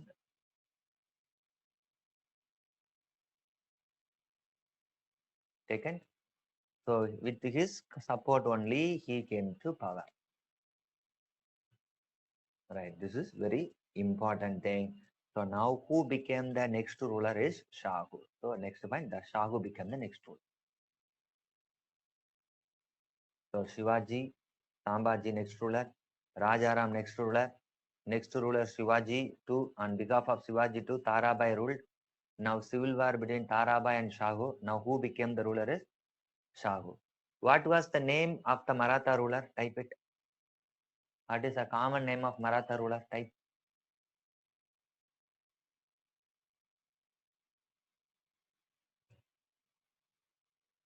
Peshwa. Peshwa is not the ruler name. Chhatrapati. Who answered? Huh? Supriya. Supriya is right. Actually, Peshwa is not the ruler name. Chhatrapati is the ruler. Already I said Chhatrapati Shivaji.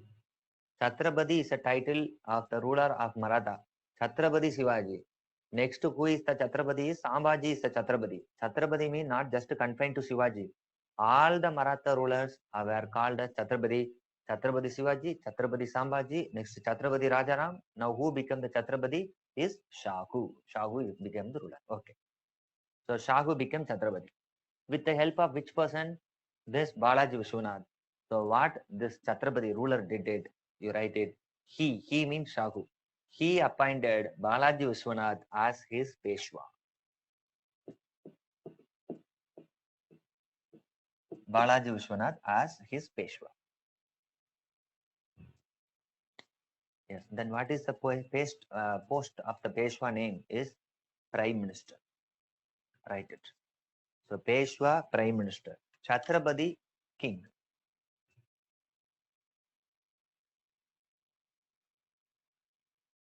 Even today, Prime Minister of India. Okay. Prime Minister to whom? Modi ji is there and his council of minister. They are responsible to whom? Answer. They are to help and responsible to whom?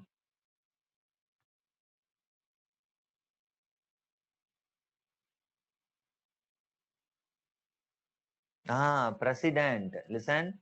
So Modi ji and the council of ministers to help president. So listen. Head is president. And below that prime minister and cabinet. They are to help and advise president. But in those time, no president rather than ruler. No, right. Ruler is called Chhatrapati. To help the Chhatrapati, Peshwa. What is a Peshwa? Prime Minister. That's all. Earlier monarchy, now republic. Understood? So Peshwa, Prime Minister. Prime Minister to Chhatrapati. So here who was appointed as the Peshwa was Balaji Vishwanath. Understood? So keep it in mind. Now I have to explain about Peshwa. What is a Peshwa? Means Prime Minister. Okay. I never said, keep it in mind, I never said Balaji Vishwanath was the first Peshwa. I said Balaji Vishwanath was appointed as Peshwa. Then who created Peshwa post? And during whose period is under Peshwa? You write, this post was created during Shivaji period. Under Peshwa, you note it down. Created during Shivaji period. So not by Shahu. Shivaji period itself, it was started. Okay. How such a Peshwa post is? This is important. Listen. During Shivaji period, he introduced a concept called Ashtapradhan. Write it. Ashtapradhan Mantrin.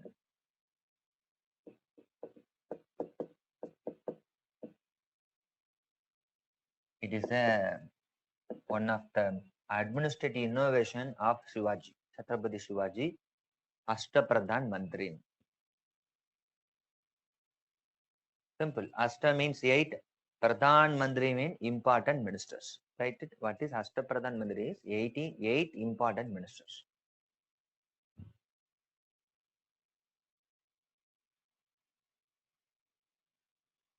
Taken? Yes. Listen.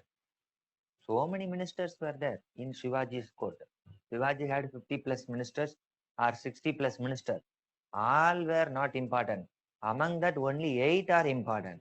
That's why, say, so Shivaji had so many 10 or 50 or 50 plus or 52. But among that, up to 8 alone are important. Most important. In that 8 important, who was the first post is Peshwa. Write it like this. Write it. So Ashtapradhan means so many ministers. Among that, 8 is important. Among the 8, who is the number 1 is Peshwa. Note it down. These are all ABCD of modern Indian history. Without knowing that, you can't study.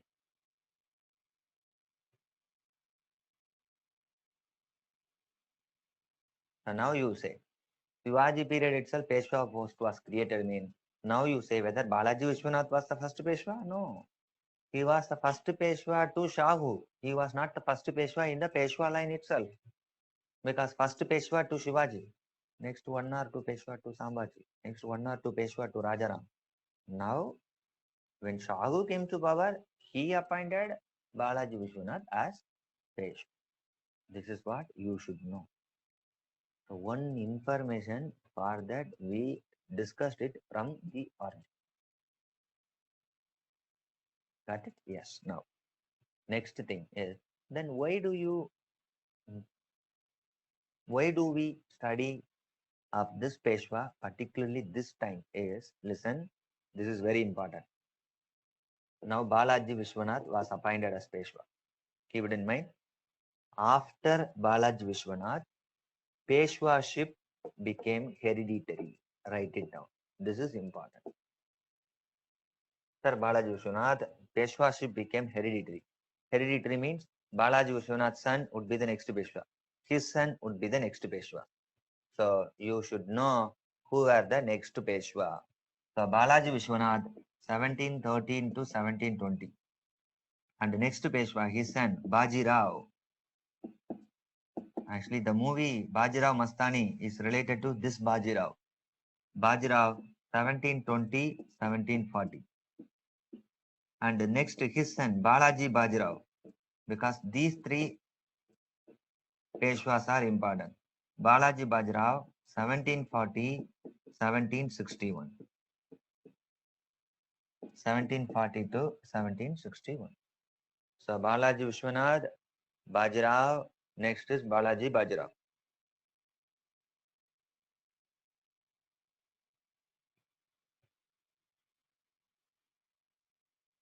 Taken? So after Balaji Vishwanath, after that so many Peshwas were there. We will discuss later. All are son. Balaji Vishwanath son Bajirao, Bajirao son Balaji Bajirao, Balaji Bajirao son some mother, some mother, some mother, some mother. So hereafter the hereditary. But before that not hereditary. Before that merit. Who are all the ablest would come to the power, but here onwards hereditary. So that's why it's very important. Second, why Balaji Vishwanath onwards is very important is, listen, Chhatrapati. Chhatrapati is the topmost.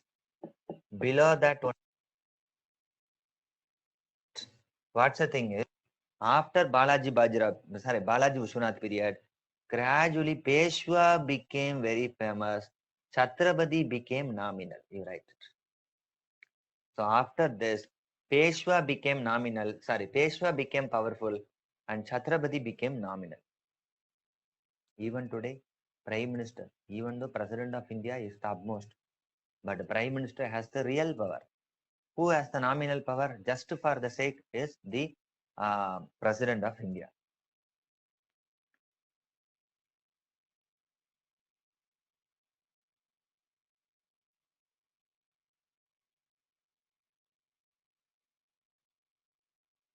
So this much of information is important.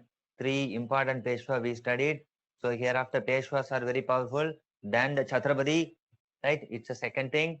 And the third thing is under this three Peshwas only, the growth of the Marathas. You see that. Initially only this part. But Balaji Vishwanath period, Bajra period, Balaji Bajra period, they created very big empire that is called Marathas under Peshwa. This is a Maratha confederacy. So you write it during Balaji Bajra period, an all India empire. So gradually they had been extending that territory. Extending that territory.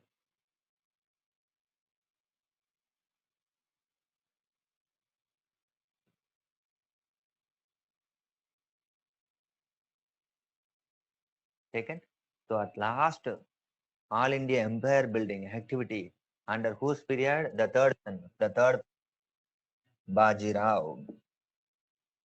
So up to this, a great empire building activities was taken by them. But now only the problem started. Everything you write it under Balaji Bajirao period. So even you can draw this rough map.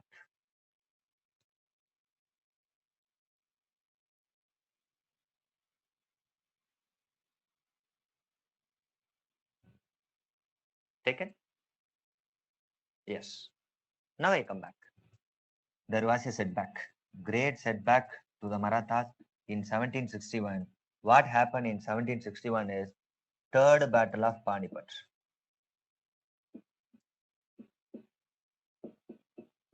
Panipat 3. Third Battle of Panipat. Always battle means split it and write. Hereafter I would not repeat it. So battle, war, immediate split it. Okay, one side. Was at one side is the Marathas. Other side is Afghan.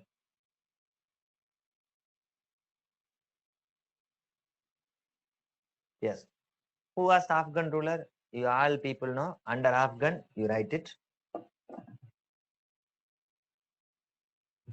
Who was Afghan ruler? Ahmad Shah Abdali. We already studied. The Afghan ruler was Ahmad Shah. Ahmad Shah Abdali. Yes. Then who would be the Maratha commander? Is actually Balaji Bajirao should have gone to the battlefield, but here Ahmad Shah Abdali commanded. But here Maratha said who commander is Sadasiva Rao. Write it. Sadasiva Rao.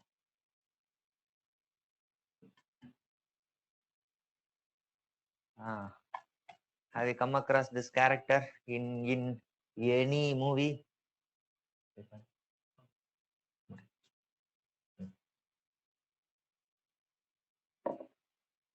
Love it. In which Hindi movie this Sadasiva Rao is famous?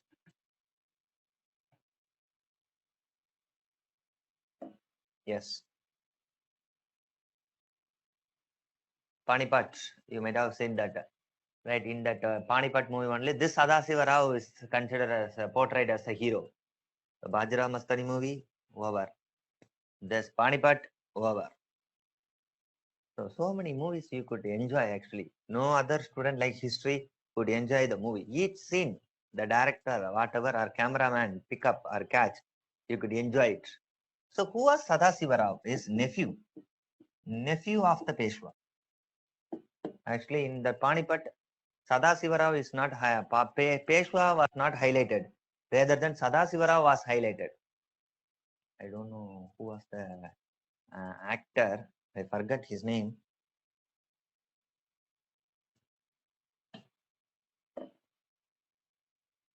And one easiest way of studying history is watching movie. So many movies are there.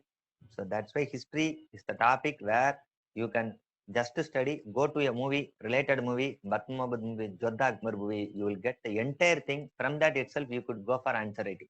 World history, you will have so many movies related to the Hitler or World War One or World War Two. So many topics are there, documents are there. Okay. So here, nephew, in that disaster for whom is this Marathas. So a setback, a great setback to the Marathas. Even I could explain with a lot of things related to this third battle of Panipat. What happened is just listen. So you just imagine Panipat. Panipat is located in Haryana. It's located in Haryana. Yes. So both this whose side is Maratha side as well as the Afghan side, thousands of soldiers. And the day was opened. Right. And the day was opened. What happened here is, yes, Sanjay Reddy So if you come on that video means please properly dress and come to, don't, otherwise you may close your video because only 400 members are there, right? And that wear proper dress and come to, even at least t-shirt, please. It's not just to the ready also, to all, right? Otherwise you put the video off, since you are watched by so many people, that's not good for here. Okay, we accept your privacy, but when you come to video, your privacy is not. Yes, listen.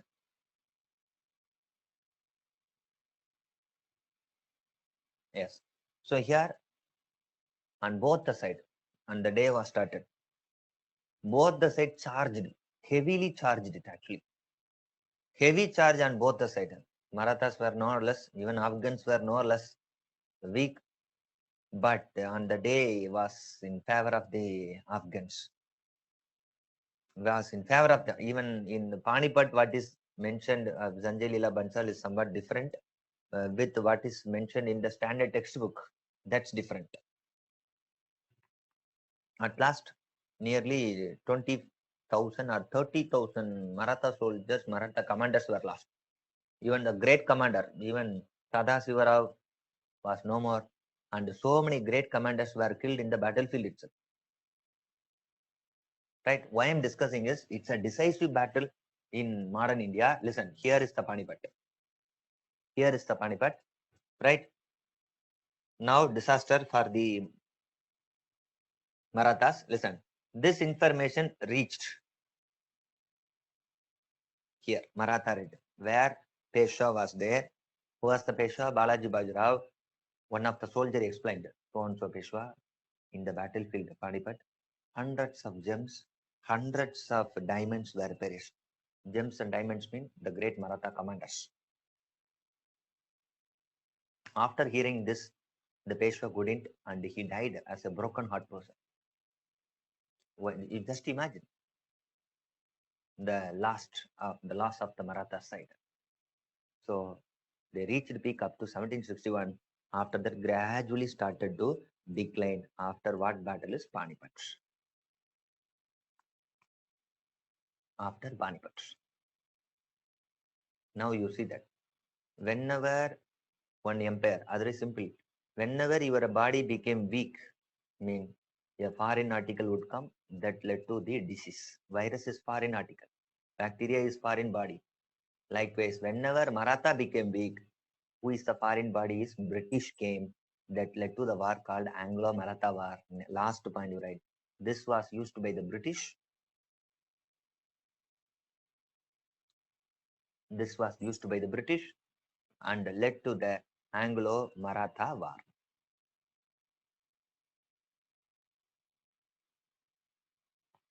Anglo-Maratha Wars. So what about the Anglo-Maratha Wars? Who got victory? That we will discuss in the next class. That is our next unit. That is British expansion is there. Under the British expansion, I have to discuss. Understood? With this, we successfully completed unit number 4. Keep it in mind. Unit number 4 seems to be small, but I already discussed the unit number 4 in Bahadur Shah 1 period itself. Bahadur Shah 1 period, Shivaji, Sambhaji, so many G's we already discussed. This is just a continuation of the Bahadur Shah. That's why this unit seems to be small. Okay. So before entering into the next unit, only one small topic I have to discuss. Open it, Maratha administration. That alone you write it.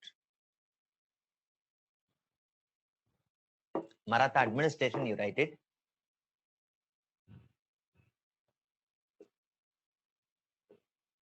Yes. So these are all pure medieval topic, but very basic alone I will discuss. Listen, who is the head? Chhatrapati. The head. Chhatrapati means king. Second, below that is Peshwa. Peshwa. So, and Peshwa. Below that. Here Peshwa means not just Peshwa and other ministers. other minister. The Ashtapradhan and other ministers were there. So Chhatrapati, the head, below that Peshwa and other minister. Okay. Now, it's very similar to that. Listen, present day president of India, and here is the prime minister. Prime minister and the council of minister are cabinet. Very similar. Okay. This don't write. Write this alone. Here, now my question is, where is President of India office located means Rashtrapati Bhavan, New Delhi. Where is Prime Minister office located? South Block or North Block, or it's called PMO. Have you come across Prime Minister's office in the Secretariat? That's also located in New Delhi. So today,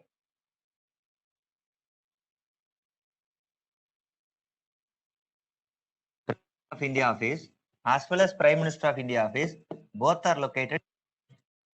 But if you come to Chhatrapati office, where was Chhatrapati office located is, you write it, Satara. Satara in Maharashtra. So keep it in mind, whatever the information I informed and you have written, no scope for leaving it by heart. It Satara. And Peshwa office was located in Pune. So Chhatrapati office in Satara, Peshwa office in Pune. Okay, whenever Chhatrapati became famous, Satara is a centripetal force. Thereafter, Pune. All the activities revolved around Pune. Okay, these are all important. From these two office, some important commanders were there in Marathas. So next you write some important commanders. Here you write it. Maratha commanders. The commanders are called, what one is Sardars. Sardars. Sardars not necessarily to be a Singh. Okay, today we are thinking Sardar, immediate Punjab, bale bale, it's like this. It's not at all. Sardar means commander. Even Sardar Vallabhbhai Patel. Singh, no. Sardar means commander. So here Maratha commanders are called Maratha Sardars. Okay. How many such a commanders are? Four. Four Sardars. All the four. If you are from Madhya Pradesh or from Gujarat or from Maharashtra, for you, this kinds of family. Other people, it's very easy to understand. If you don't know, you can't understand Madhya Pradesh, Gujarat, Maharashtra history. This because these four people are so much of influential. One is Scindia. Even in Madhya Pradesh, you could see Madhava Rao Scindia. Now even elected as a Rajya Sabha member. It's a very famous. His father Madhava Rao Scindia's son. So Jyotiraditya Scindia, not Madhava Rao Scindia, right? So here Scindia. Scindia's capital Gwalior. Gwalior. Second, Gaikwad. Gaikwad, Baroda. Baroda, now it's called Vadodara. Vadodara is located in Gujarat. Third, Bhonsle. Bhonsle of Nagpur or Nagpur. And fourth is Holkars. Holkars of Indu.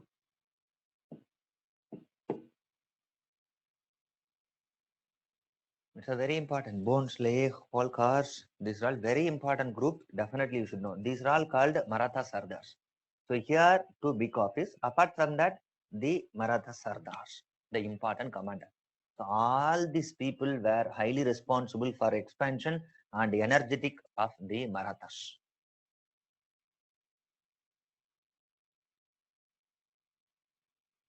Okay, that's a remaining part is the Pakka medieval part.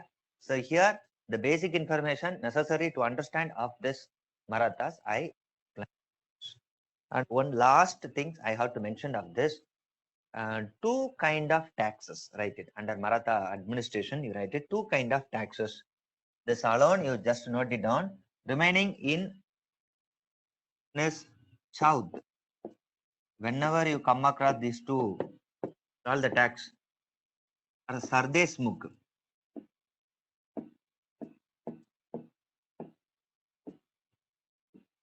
Sardeshmukh.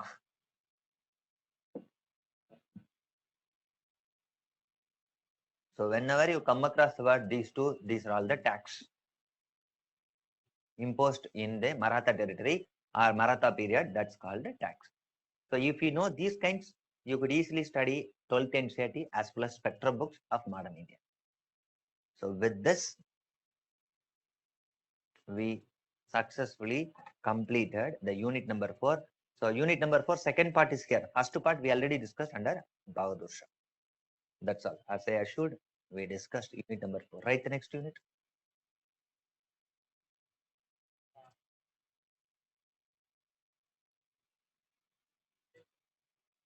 Ah, Peshwa office Pune. Here. Peshwa office in Pune.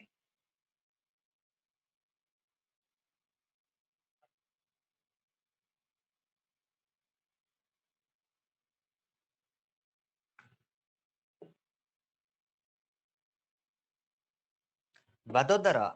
PD means Vadodara. Vadodara in present day Gujarat place. Baroda, present day it is called Vadodara.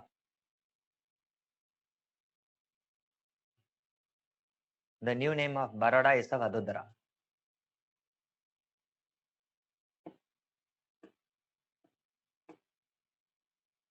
You do one thing, whatever the places I have given, after the class, while you are going through that, you type it, go through the map, Google map is there, superb. Even with the Google map itself, you could study geography, map, entire thing. If you have Apple iPad and other thing, or whatever the laptop, you could enjoy. Excellent way you could study the entire world through the map. Okay, so you do one thing, daily you go through the map also, whatever the places I'm giving. That's all. Write the next unit.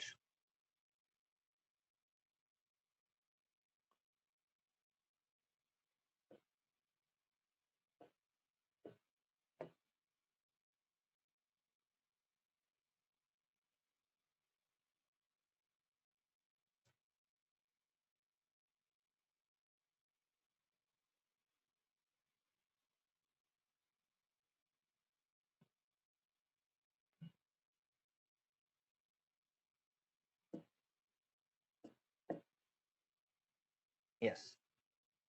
So unit number 5 is the British expansion in India. Yes. If I completed first 5 units, you will get that overall idea about the initial phase of modern. 6th, 7th unit different, and national movement 1858 to 1947 entirely different. The first 5 units you have to study holistic, and many students would struggle in the first 5 units only actually, because you have to study from modern medieval as well as modern, and you have to link it medieval and modern. If you understood this, actually after 1900 all would study Swadeshi movement, non-cooperation movement, civil disobedience easier you could study because you will continuity. But here in this you will not get continuity. That too, if you open 12th NCERT book, in the first unit itself, if you have discussed, if you have seen, they have given later Mughal. Immediately they jumped to Hyderabad. Immediately they jumped to Tipu Sultan. Tipu Sultan I yet to discuss. 5 classes has been gone, I yet to discuss. But in the NCERT book, it is given in the first unit. That's why repeatedly I am saying that don't ask again and again, don't commit a mistake. First my class notes, based on the class notes in the NCERT and the Spectrum book, you search it where my class notes is located in the NCERT and Spectrum book. Accordingly, you study. Repeatedly, I am saying it. And every year I am saying the same thing. 10 years, I am saying the same thing. Every class, students are committing mistake. And another thing is, study along with me of modern India. When I completed 1947, August 15, next day you also complete it. And some students are committing. I would have concluded 1947. At the time only they would be in modern, coming of Europeans. Don't do like this. Once you missed that completion of modern India, All other topics you have to face to miss it. One. Second thing, what I faced thing is some students are there. They are think they I will study a unit top to bottom. No, you are doing suicide actually. Some people are there. Coming of Europeans, if it is spectrum, 40 pages are there. I would study coming of European top to bottom, even word by word. Then only I would go to next unit. Means even next year, August month, even the prelims come, you would be in coming of Europeans. Then when would you study about going of Europeans? So you have to just to go through according to the syllabus, according to the class notes. First study is a glance. It's like a study of novel. And coming of Europeans to 1947. Overall, then you will get a knowledge, 50% or 40% knowledge. Then you will find, okay, somewhere mistakes I'm doing, somewhere I couldn't get. Then second time, if you read it, you will get some other point. Rather than in the first reading itself, I have to know everything means wrong. Why? Answer a question to 50th page, answer would be there in 500 page. Okay, so don't commit such a mistake. First reading based on my class note, just to do it. If I touched, you study. If I didn't touch, you leave it. Yes. The fifth unit, the expansion. Now you see the timeline. English East India Company was started and till 1740s they were the trading. 1757, exact 1757. They were the traders. But after Plassey and Buxar, not only the trading body, they started to do political and did it till 1858. Am I right? This is what the company's activity. Came to India for trade. But after 1757, Battle of Plassey gradually started to conquer. It means that conquering phase of British East India Company is this. So 1750s to 1850s.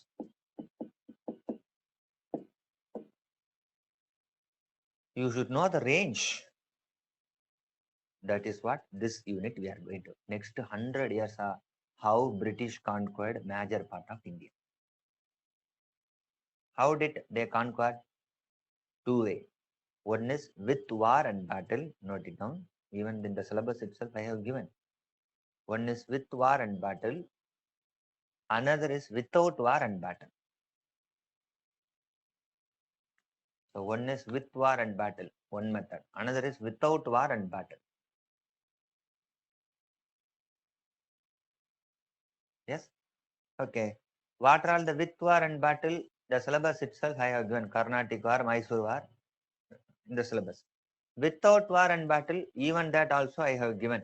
Three things without war. Note it down. What are all the without war? So I open the topic.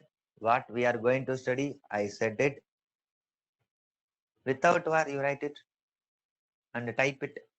What are all without war?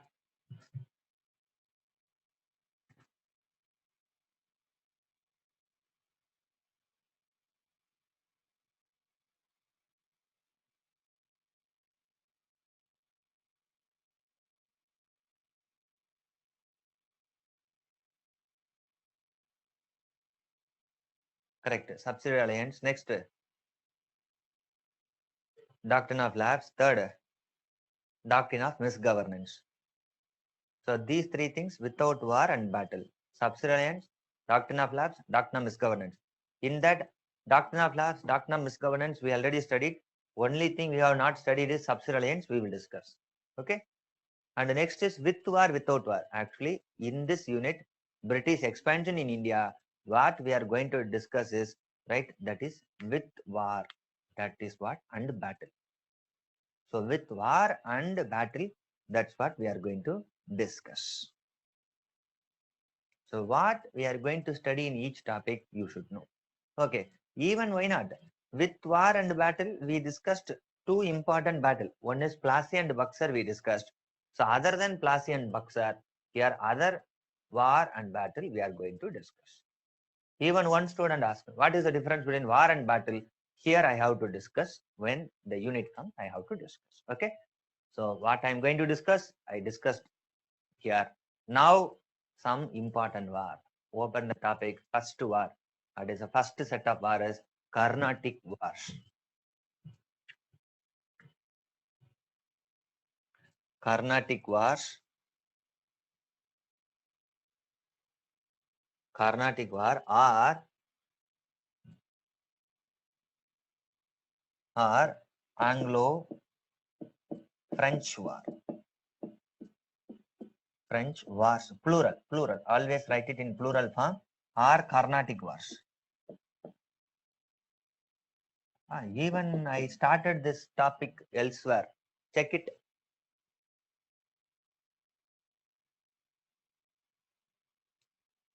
So tomorrow class, never miss it, because tomorrow and Thursday onward, never miss it. I will discuss land reforms, administrative measures, very important topic, right? All are important.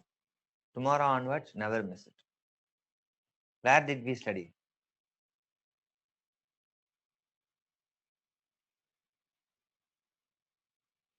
The same word, exact word I mentioned. Anglo-French War, where? Where did we study already is first unit. All go to first unit. Coming of Europeans. In the coming of Europeans, who are the last? The French. See the last point of the coming of Europeans in French. Exact, I use this word. With the arrival of this, who was the person? Dublé. With the arrival of Dublé in 1740s, war started between the French and the British. That is called Carnatic War, or what war is? That is Anglo-French War. That's what we are going to discuss up here. So first is Anglo-French War or Carnatic War. Okay, why it is Anglo-French War between British and French? So it's called Anglo-French War. Why it is called Carnatic? So write it. Why it is called Carnatic? Yes. What is Carnatic? The map would say the explanation of Carnatic. So we are in south. Carefully listen the map. What is Carnatic region is, so keep it in mind, how Malwa, Chota Nagpur, okay, Bundelkhand, Kumaon Mountains, or Malnad or Malanad in Karnataka is there, or Wayanad is there. Likewise, Carnatic is a region. What is a Carnatic? Carefully listen. And here is the Kaveri river. Carefully listen. Krishna, next you have to draw Krishna river, Kaveri. Here is the Western Ghats. So what is Carnatic means? The area is the Carnatic. Draw.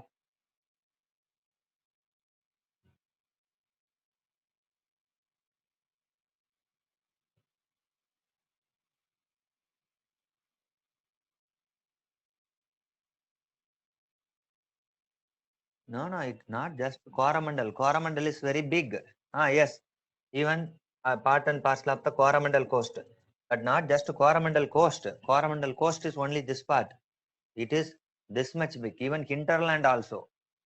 If you say Coromandel coast means only the coastal part alone. What area? Pondicherry, Madras, the Guntur, then Masalipattinam. This area is alone Coromandel, but this is up to hinterland. It would come up to Mysore. It would come up to here, the Uttara Karnataka also, some part of Uttara Karnataka. This is called, so this shadowed part is called Carnatic. So what is Carnatic? Region between Krishna and Kaveri river. and the eastern part of Western Ghat. It's called Carnatic. Okay. So why the word Carnatic? Even the word Karnataka is derived from the word Carnatic. Actually, Carnatic is the early word from that word Karnataka. Why the word Karnataka? Anyone Kannadiga? Any Kannadigas are there?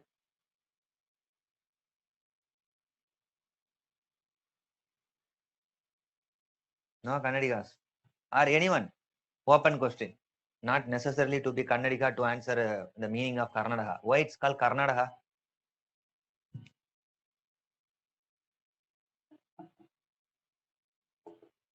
Any answer?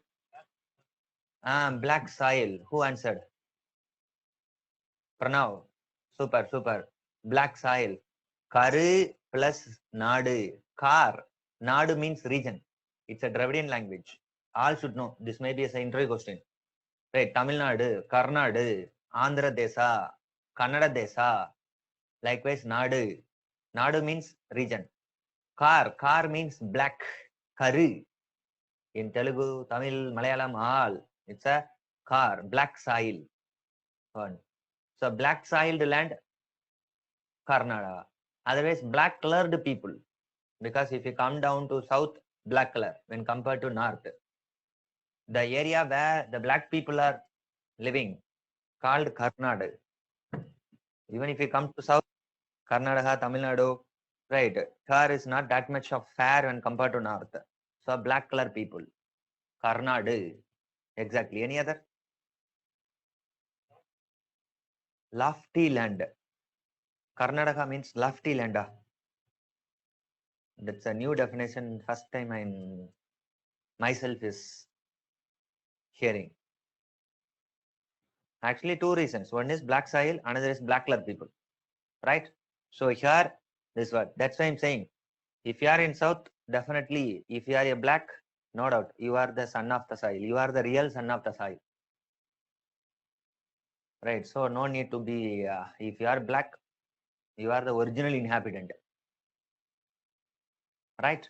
So here, such a region. Okay, sir. This is Carnatic. Then why it's called Carnatic war? Simple. Carefully listen. Here, Pondicherry, French settlement. Here only Madras, British settlement. Both started to fight here in this region only. That's why this war is also called Carnatic war. Madras, British settlement, Pondicherry, French settlement. They started to fight here. In that region is called Carnatic. So wars are called Carnatic war, also called Anglo-French war. I think this is simple. Without knowing the people will say Carnatic, Carnatic war, Carnatic war. Why Carnatic? Don't know. And even if you don't know Carnatic a name origin, later in art and culture you can't study Carnatic music. Why it's called Carnatic music? A music which originated in this area. It's called Carnatic. Above that, North India is the Hindustani music. Here is the Carnatic music. Why? The region it's called Carnatic. That's all. Understood? Yes. This is what Carnatic was. Okay. This is overall. I had to discuss what all. Now I have to discuss. Sometimes I use the word war. Sometimes I use the word battle. What is the difference between war and battle? Type it.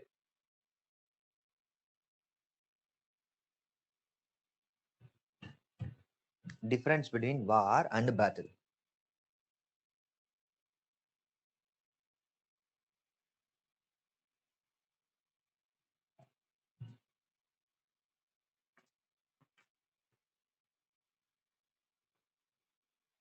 Sometimes use the word yudh. Sometimes use the word ladai.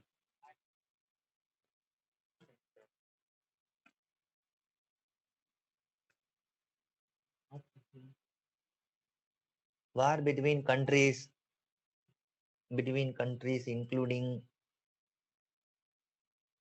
okay, any other?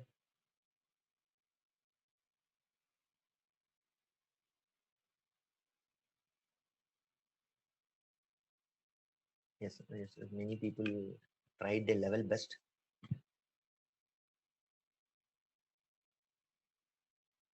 Okay, so many answers. Okay, tough to win war. Okay, war in private, so and so, so and so. Two armies. Yes, one mentioned is good. Satish, Shakti Harish is good. Likewise, one or two students mentioned of this. So, what is the difference between war and battle? Is the time duration. If it is a short span of time, it's called battle. If it is a long span, then it's war. Exactly right. Even this may be asked in interview. What's the difference between war and battle? So short span. That's why Battle of Plassey. Why not War of Plassey? Why historian use the word battle means short span? Only morning. It's a forenoon like that. 4 hour, 5 hour they started fight. After that battle is over. So it's called the war is over. So it's called battle. Why it's not War of Buxar? Why it's called Battle of Buxar? Because a day, single day over. Battle of Panipat. Why not War of Panipat? Because 20 hours maximum continuous fight. 20 long hours, I think so. 20 hours they fought. Just imagine. They would not have sufficient water. These things we have to. Becoming a ruler, becoming a great commander is not at all. 10 hours, 20 hours, you have to take the sword and you have to continuously. I have to shout like anything.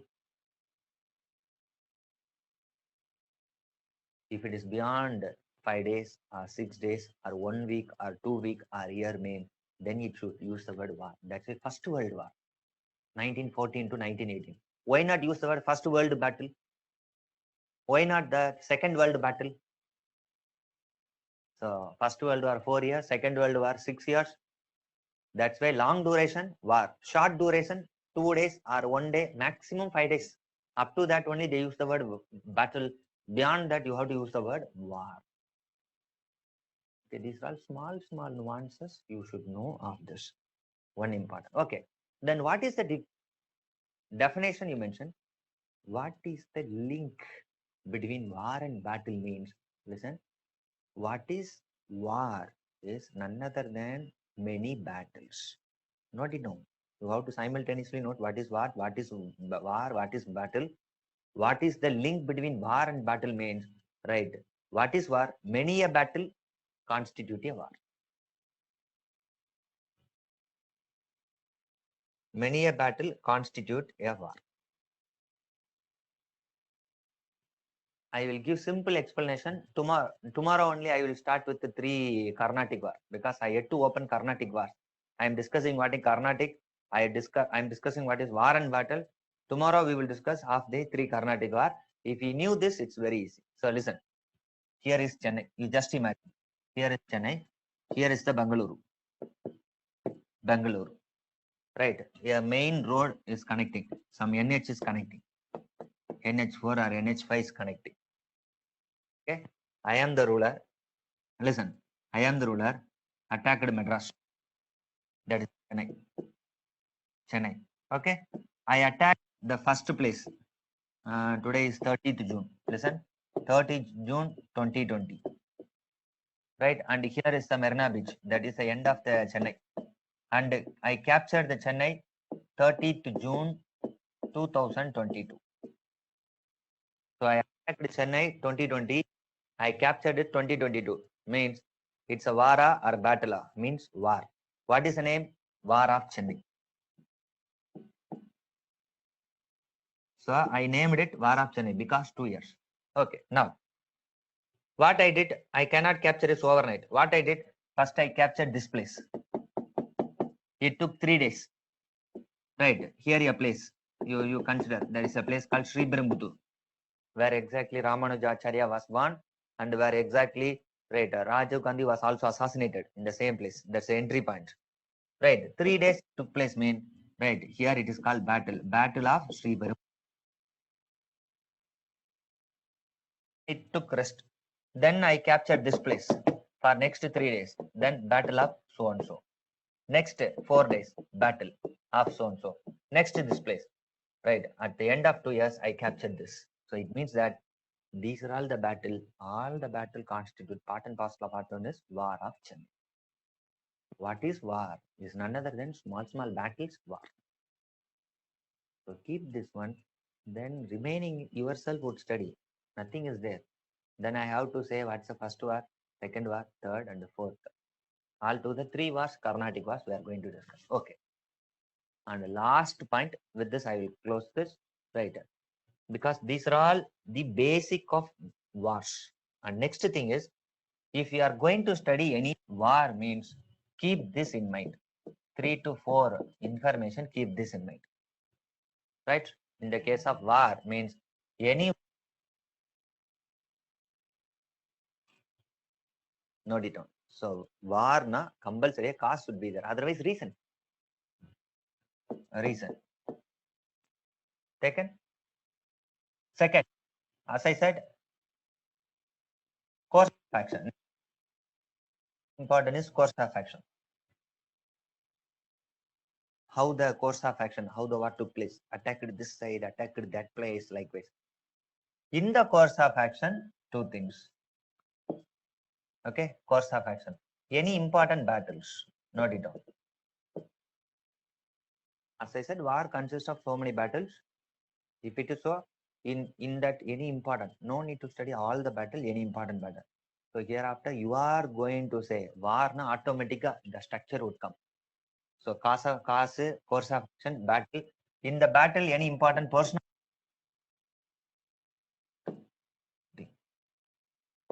So second is over. And everything happened. And last, war would come to an end by signing treaty. This is the template. With this template only, next class we are going to discuss. So war, battle, difference, why such war? War means what are all the things you have to keep it in mind. With this template, we are going to discuss. That's all. With this, today class is over. Doubts? If any doubts, you may ask.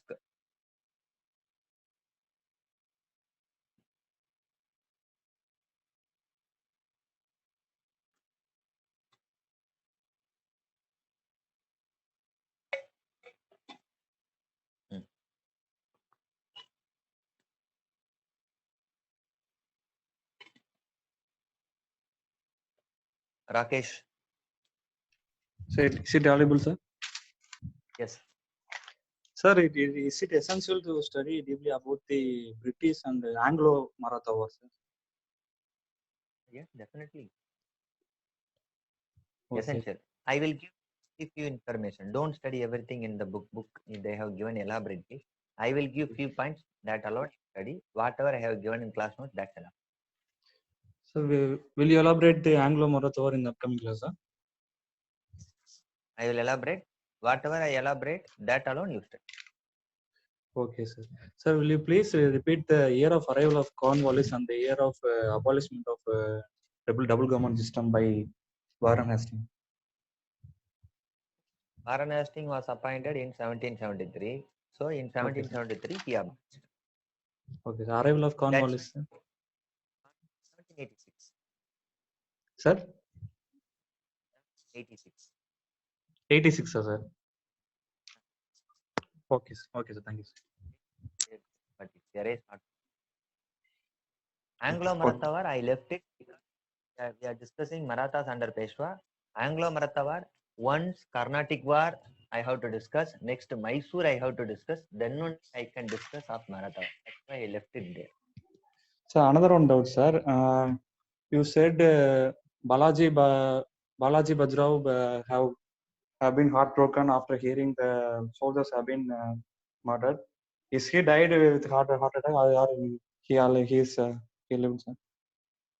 Yes, it's like that. Okay. He died because of it, sir? Yes. Okay. Thank you, sir.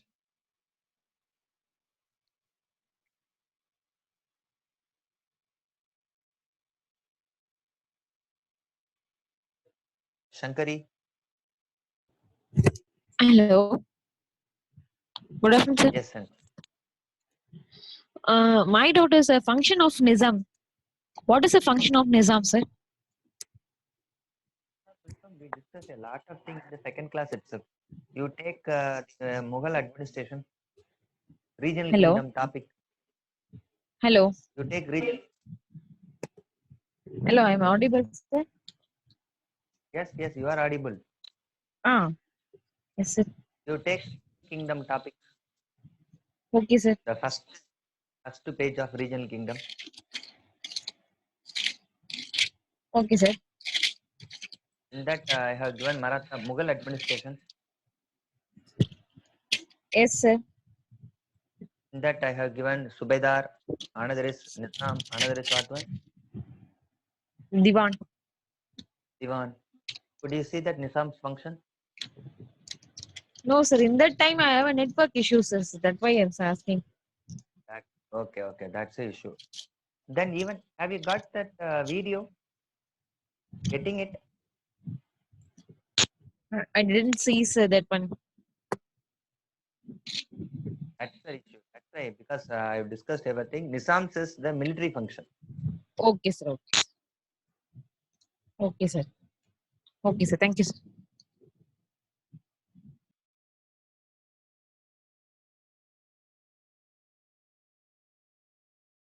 See Watson.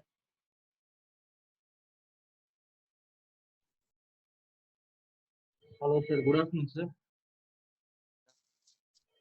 Sir, I have a doubt. You said that the board of directors and the board of conference and board of directors became formed a dual system of government. So what to say? The board of conference would decide what crops we should collect revenue on, and what type of tax would be levied. Would that be decided by them or the East India Company, sir? Was decided by the company. Commercial activities, economic activities were by the East India Company. Political activities means like appointment, then how you have to maintain that your army, then how you have to maintain your civil services. For that purposes, board of control. For the other purpose, that means the East India Company would be working how they were before Aurangzeb, before they took over control, right, sir? Initial period, how they Now, came, like that only they would have control, right, sir? yes, that one. Even board of control duty is they would urge the COD, you do this. Likewise, it's like a government advisory to a private company. Likewise, Okay, sir. regarding political matter. Okay, sir. My another question is the Peshwa post. You said that it was hereditary. If that means if you don't if it doesn't have a male heir means then the female should be appointed, sir. No. If no male hair means they are close sibling. If no sibling means a brother, brother's son, or uncle would come to power. The families, their families, not necessarily to be son. If no sons are there. Okay, sir. My final doubt is in the previous class you said that the British didn't want to control India at all, but they wanted a puppet ruler. This puppet concept could be inspired from the earlier Mansab Das, right, sir, of the Mughal Empire. So they copied that from them. So could that be No, understood like that, sir? no. Actually, puppet concept is throughout world. Even in Britain also puppet concept might have been there. In America also puppet concept. Simultaneously, India was also it was there, but British didn't inspire from the Mughals. Then it's wrong. But they followed it, not inspired from Mughals. Okay, sir. And final and last out is sir, the Pitch India Act was passed, right, sir? In Pitch India means Pitch is a you said that he was a prime minister like guy. So if an act is passed in the name of him means then the control that means to the eternal world that means he is the controller of India and not the British crown. British government is prime minister, yeah. The No, prime sir. You see, minister would Queen pass concept. the bill. The same thing. Even now, Parliament of India is passing any act on behalf of whom, whether Parliament of India or President of India. President. It's on behalf of President of India, Parliament is passing act. Even inside the Parliament, our Prime Minister is sitting. For example, Modi ji wanted to pass an act. Okay, so he is very interested to pass an act. for welfare of women. So Women Welfare Act. Since Modi ji had interested, that is called Modi ji's Act. That's all. Beyond that, nothing. It does Okay. not mean that is controlling. So today, William Pitt would be there. Tomorrow, some other prime minister would be there. Likewise. That's all. Thank you.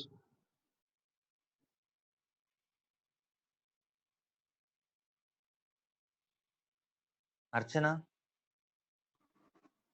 Good afternoon, sir. Sir, my question is regarding 1784 Pitts Act. You said that a dual government was established and it was for entire India. So, what constituted British India during that time? Because you said that Awaz and Hyderabad was not part of India. That's my question. exactly. So what is British here? India means whatever the area captured by company, that alone is the British India, not entire India. That's why I used the word British India. Okay, sir. So in And also, different. So British India means whatever area captured by the British by 1784. It was applicable only to that. Yes, next. sir, hello. Yes. Yeah, sir. Also, you said that court of directors will look after the commercial purposes of the company. So, commercial means is it just trade or collecting revenue as well? Actually, economy is a broad. Among that, the commercial activities would come. Right. One is commercial wise means inclusion, exporting and importing of trade. That is commercial activity. Apart from that, the taxation is there. Taxation would come under the economy, broad economy. That was also looked after by the company. Here, particularly, I said commercial, but including levying the tax and collecting tax and appropriating the tax, that was under the control of the English East India Company. Openly to say, 1858, all were under the control of English East India Company. But board of control, what they would give is they would instruct that company that regarding political matters alone, you do this, you do that. Apart from that, all the decisions till 1857 were taken by company. But regarding political matter, board of control insisted. That's all. Okay, sir. Sir, I have couple more questions. One is after Battle of Buxar, the British didn't annex Awadh, but what kind of relationship they had with Awadh? Because in old NCRT, I saw that it was something like subsidiary alliance was maintained with Awadh. Is it true? Exactly. Tomorrow we will discuss while I open the subsidiary alliance. At that time, again, I have to discuss of Tawad. Correct. You are right. Okay, sir. Like Sir, also, yeah. Also in old NCRT, it was written like during Muhammad Shah period, the physical breakup of the Mughal Empire happened. But you said that Murshid Quli Khan departed from Delhi during Farrukhsiyar period itself. So what's true? Actually, too, when Bengal Kingdom was started, mean that's during the Farrukhsiyar period. No doubt at all. 1717 is right. You just stick to that all. Okay, sir. Sir, regarding Maratha Sardars, were they military commanders or they looked after administration of the provinces of Marathas? Yes, both. They were not only the military commander, they are looked after that respective area, whether Gwalior or the Nagpur, they looked after the administration also. They had a very big fort, castle, control it. It's like a semi-independent military ruler. Okay, sir. That's all, sir. Thank you.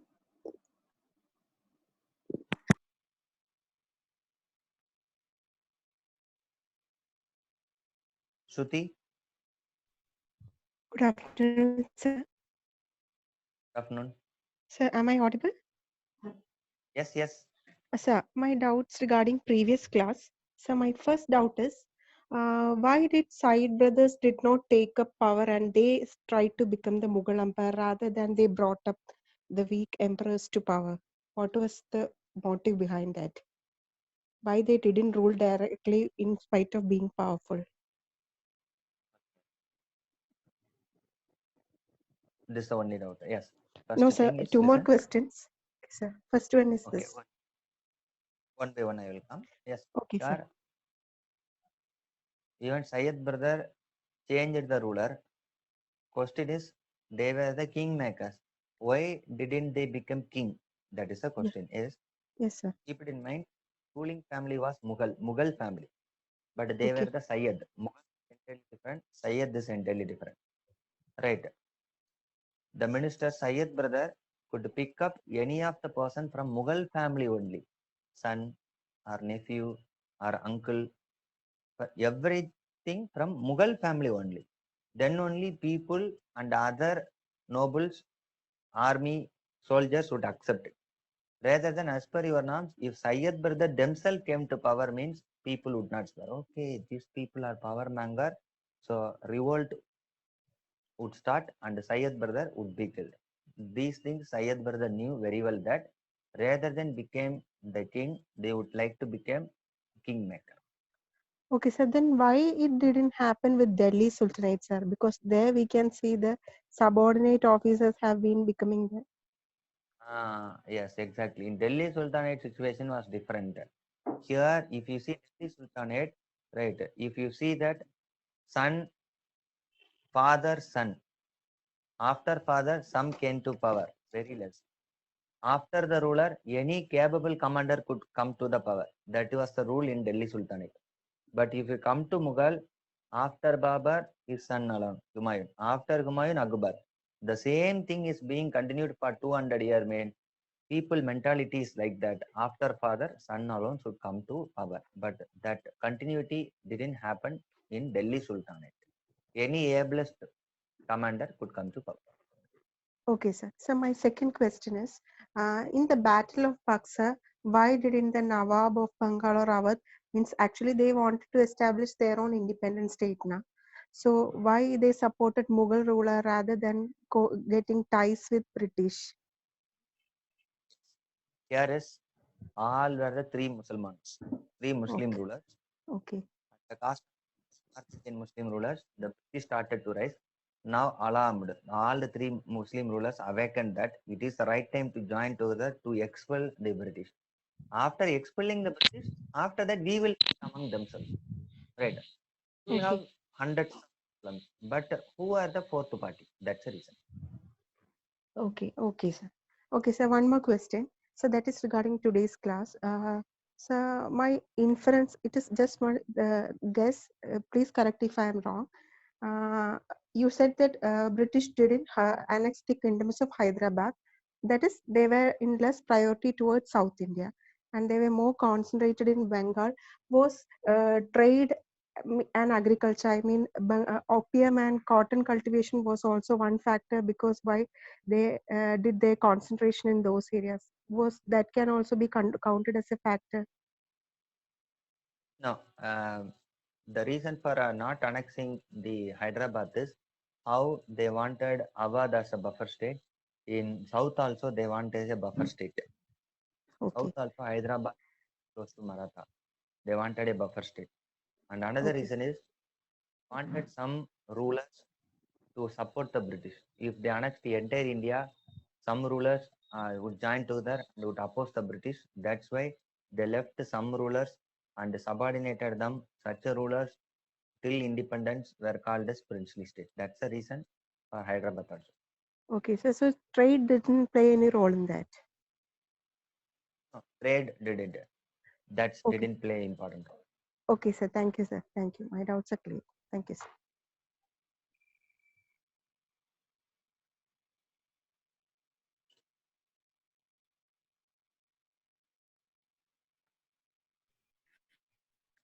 Swati, Hello, sir.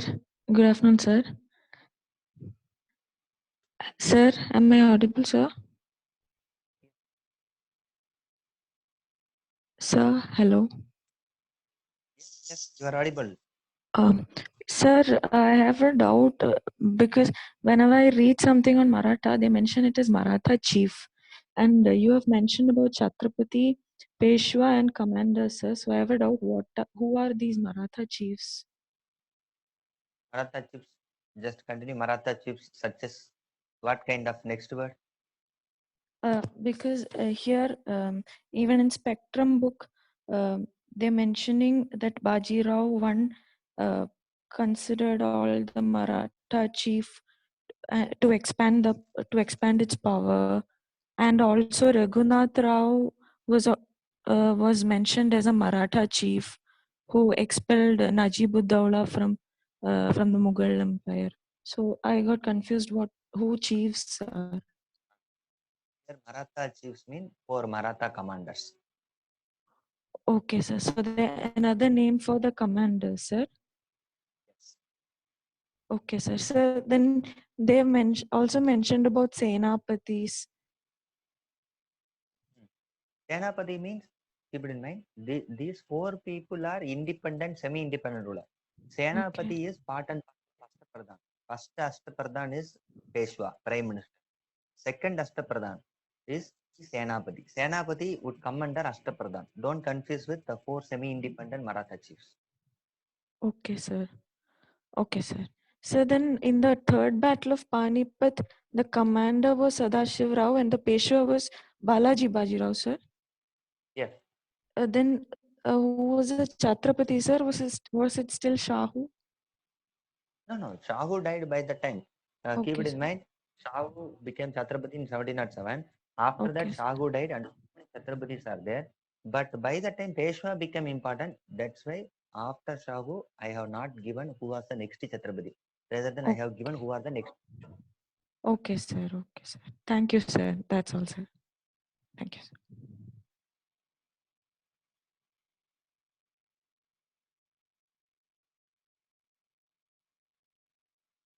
Vignesh.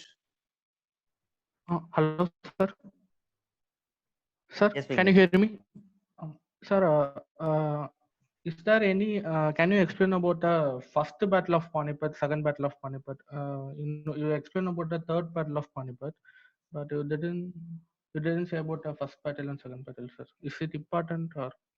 Yes, it's very important. In medieval, it will be discussed. Okay. Even if you skip first 2 battle, if you come to third battle, it would not be not problem. You could continue with third battle. In medieval, first 2 battles should be discussed at length and breadth. 2 are epoch-making battle, so it should be discussed. But in medieval, So the first and second battle also fought against Afghans, sir. Hello. that we will discuss. We will discuss. We will discuss. In medieval, you will be discussed. Wait. Okay, sir. My second doubt regarding Saddars, sir. You said there are 4 independent Saddars. So there is only 4 independent Saddars only, no, sir? Sir, while reading NCRT textbook, I came across Deshmukh. Whether he is a commander or I don't know, sir, actually. Means the lower level head. It may be head of a village or head of a district. They are much below. Deshmukh means. Deshmukh means head. They are not like a commanders of high level, lower level. Okay, sir. Because you said about tax, there is also Sat Deshmukh like that had come. So, okay, sir. So that is my. Thank you, sir. Thank you.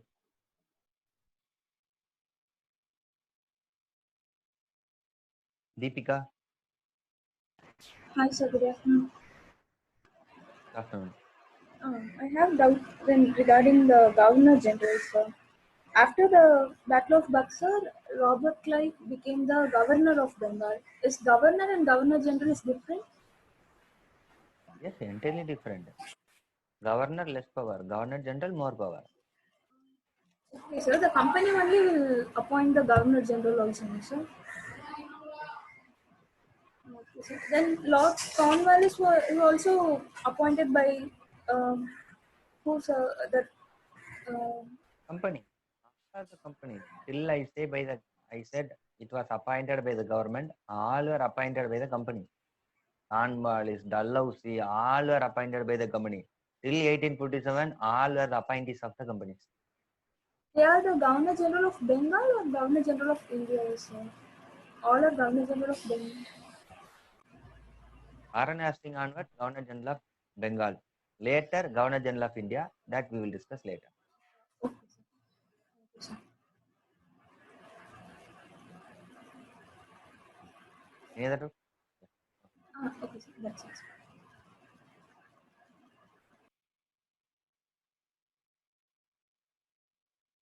Vimal? Sir, good afternoon, sir. Am I audible, sir? Sir, am I audible, sir? So my first doubt is that while regarding the administrative postings in the Mughals, we came across postings like Nawabs, Nizams, and Diwanis, sir.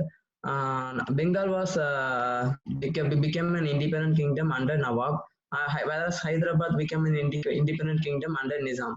What was the difference, sir? Why there is no Subadar who has strong power in Hyderabad? Because of Subedar post.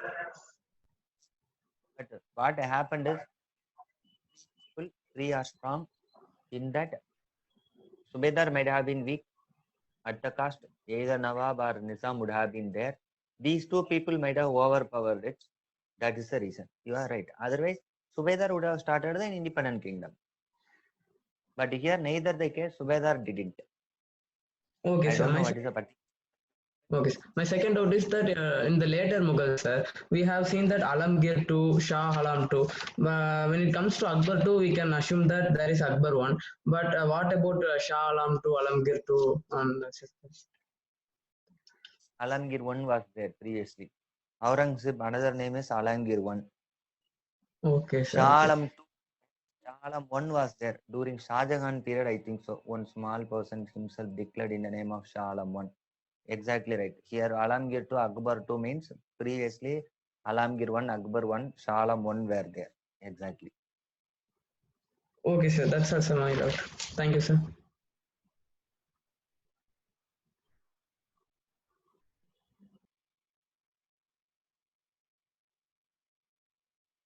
Hmm?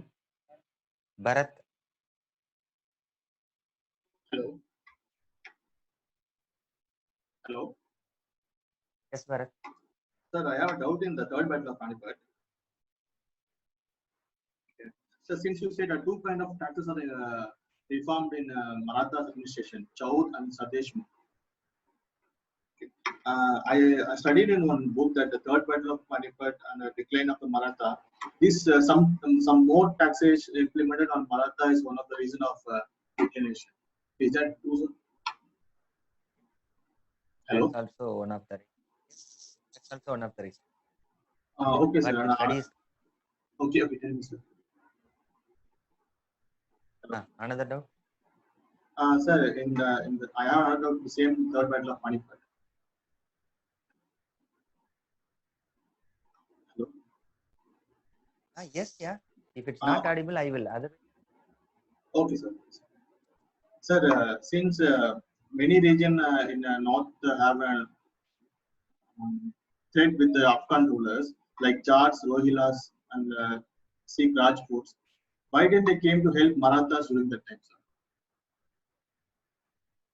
because these Marathas attacked all the people at the cost only they started to rise. So already they created much enemies of these people. That was one of the biggest reason in the second, third battle of Panipat. No or less number of people backed Marathas. Actually, that's one of the reason. You are right. That's the only reason. So can I consider that no unity among the kingdoms is the main part of our heritage? That's exactly right. Sir, and one more doubt. I don't know whether it's relevant. So why Panipat alone so considered to be the battlefield in all these three times? 2017, this is a 10-mark question, UPSC question. So you do one thing, right? Let you wait it. In the medieval first battle, second battle will be completed. Then yourself would come to know of this. Till that, you just wait because it's already UPSC question. Okay, sir. Thank you, sir.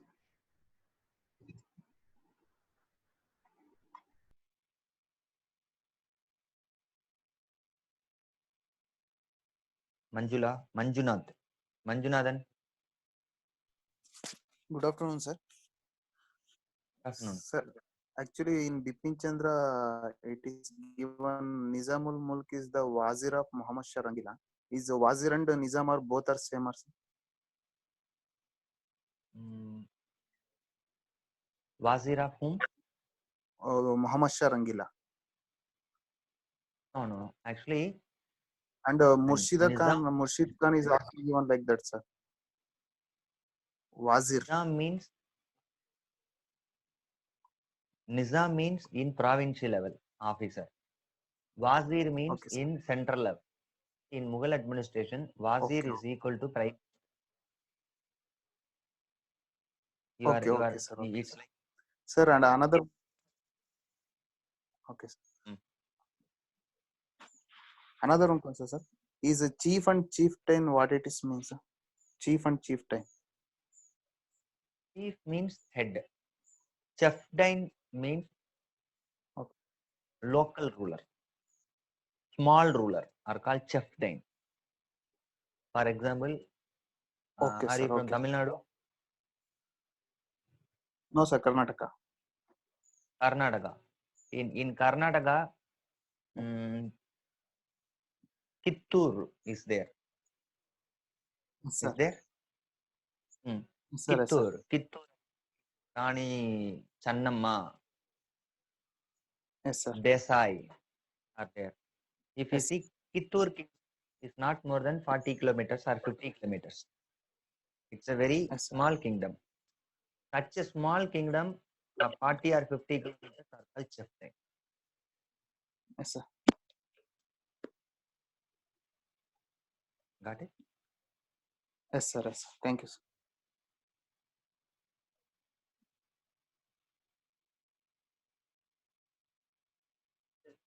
Srihari. Hello, sir. Am I audible? Sir, my question is that you told about the two kind of taxations in the period of Marathas. One is Sardeshmukh and another one I didn't get, sir. What is? Can I know what? South. Okay. Okay. Yeah, I got it, sir. But those were collected from the Marathas only, right, sir? That will be discussed here. This is mentioned deliberately in NCI, 12th century modern India as well as spectrum. That's why I just plain said these are all the tax wins. What kind of tax, whether it's collected outside or inside, in-depth studies there. In medieval part, you will be discussed all this. Okay, it's sir. there. You have to discuss. In medieval, it will be discussed.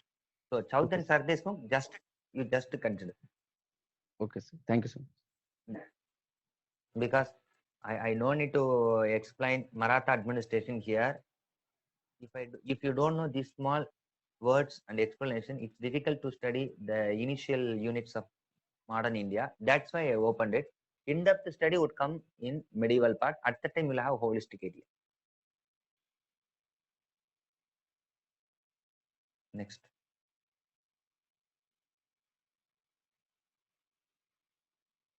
Sultan. Good afternoon, sir. Yes, Sultan. Am I audible? Hello? Yes. Sir, I have one doubt that the unit for Maratha didn't mention about the Anglo-Maratha War. You just said about only the planning the third battle of Third, whether we should learn from the spectrum and we should add it or you will explain later, sir. Till that you waited because after third battle of Panipat, Maratha war, but I didn't explain it. I shall complete Carnatic Mysore. Then only I come to Maratha war. Till that you don't study that. Once over, then you start preparation in the spectrum. Okay, sir. Then I should wait after completing the fifth unit and you will be coming back to fourth unit, right? Actually, many a topic you have to come back and you have to study. Now you have to skip it. Okay, sir. Okay. I just got confused. That's what I thank you. That's why I said that. Don't follow the book. Follow my class notes. That's why I'm saying. Right. Okay. Okay, thank you.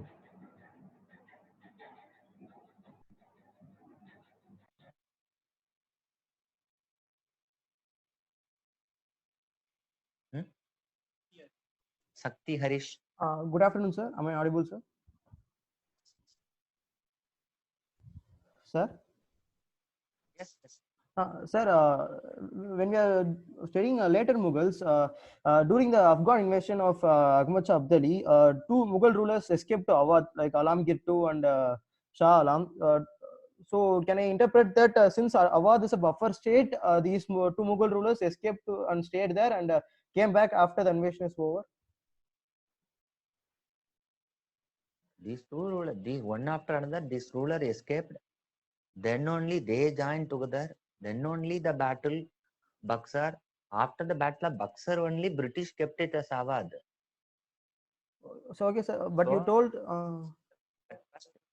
The buffer state come. Because of buffer state, they didn't escape. Sir, but you told, last class that you will tell the reason why these Mughal rulers escaped and stayed in Awadh. That's why I said Mughal ruler escaped to Awadh. Already Awadh has a ruler. Right. Now who also escaped means Mir Qasim also escaped. All the three rulers started to fight against the British. That led to the Buxar. Okay, so okay, sir. Similar for Battle of Plassey also, sir. Why? What similar? So no, sir. Alamgir II time period is 17. Battle of Plassey time is similar to the Alamgir II period, sir. So he also escaped to Awadh. Sir. He escaped to Awadh. That's all. But Battle of Plassey is independent. He never participated in Battle of Plassey. Okay, sir. Okay, sir. Thank you, sir. Thank you.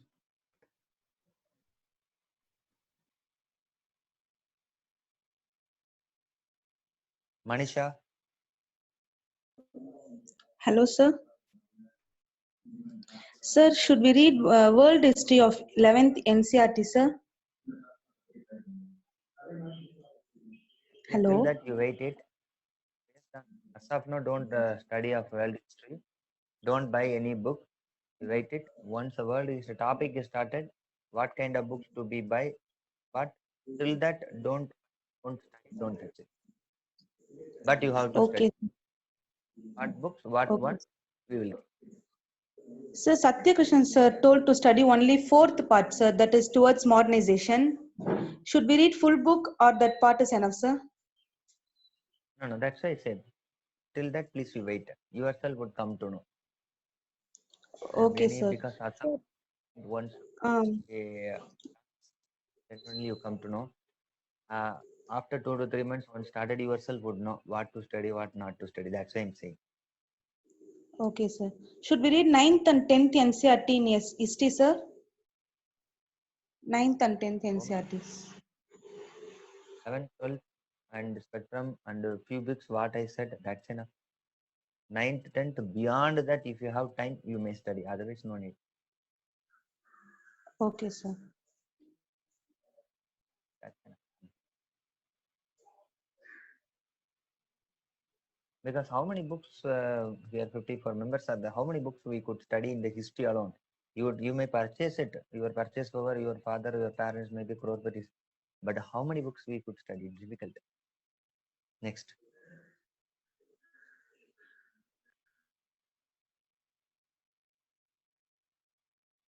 Swati Priya.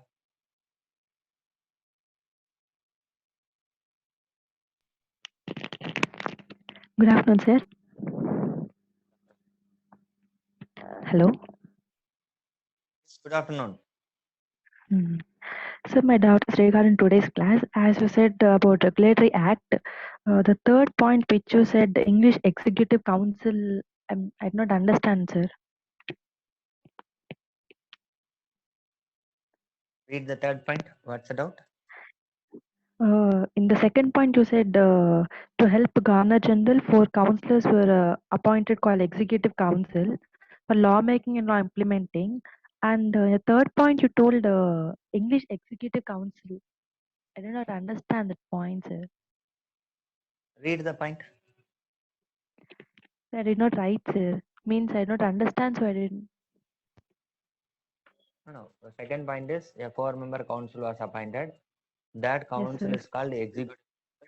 1+4. 1+4 purpose is law making, law implementation. That's all. Yes, sir. And the third, something you told English Executive Council, is that, or whether I heard it, it was wrong, sir. That may be wrong. That's all. I said this alone. So beyond the Regulatory Act, you told only 4 points here. I myself forgot how many points I have given in that. If you send video, that video you just to go through that. Sometimes I have given 4 points because my myself have split in 1 point into 2. In the video, you have number of points wise doubt means. Okay, so my next doubt is about, sir, you told that in third battle of Panipat, in the Balaji Bajirao period, Sadasivarao went for the battle. Why did Sadasivarao went to the battle, sir? Because he was Instead the of commander. He was the commander, and Balaji Bajirao gave full faith on him, so he would get victory. That's the reason. okay, sir. Thank you, sir. That's it. Thank you.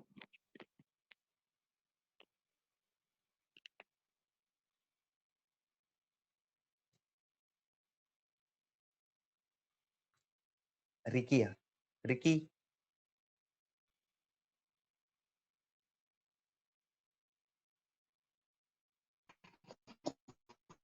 Sir, can you hear me, sir? Hello. Hello.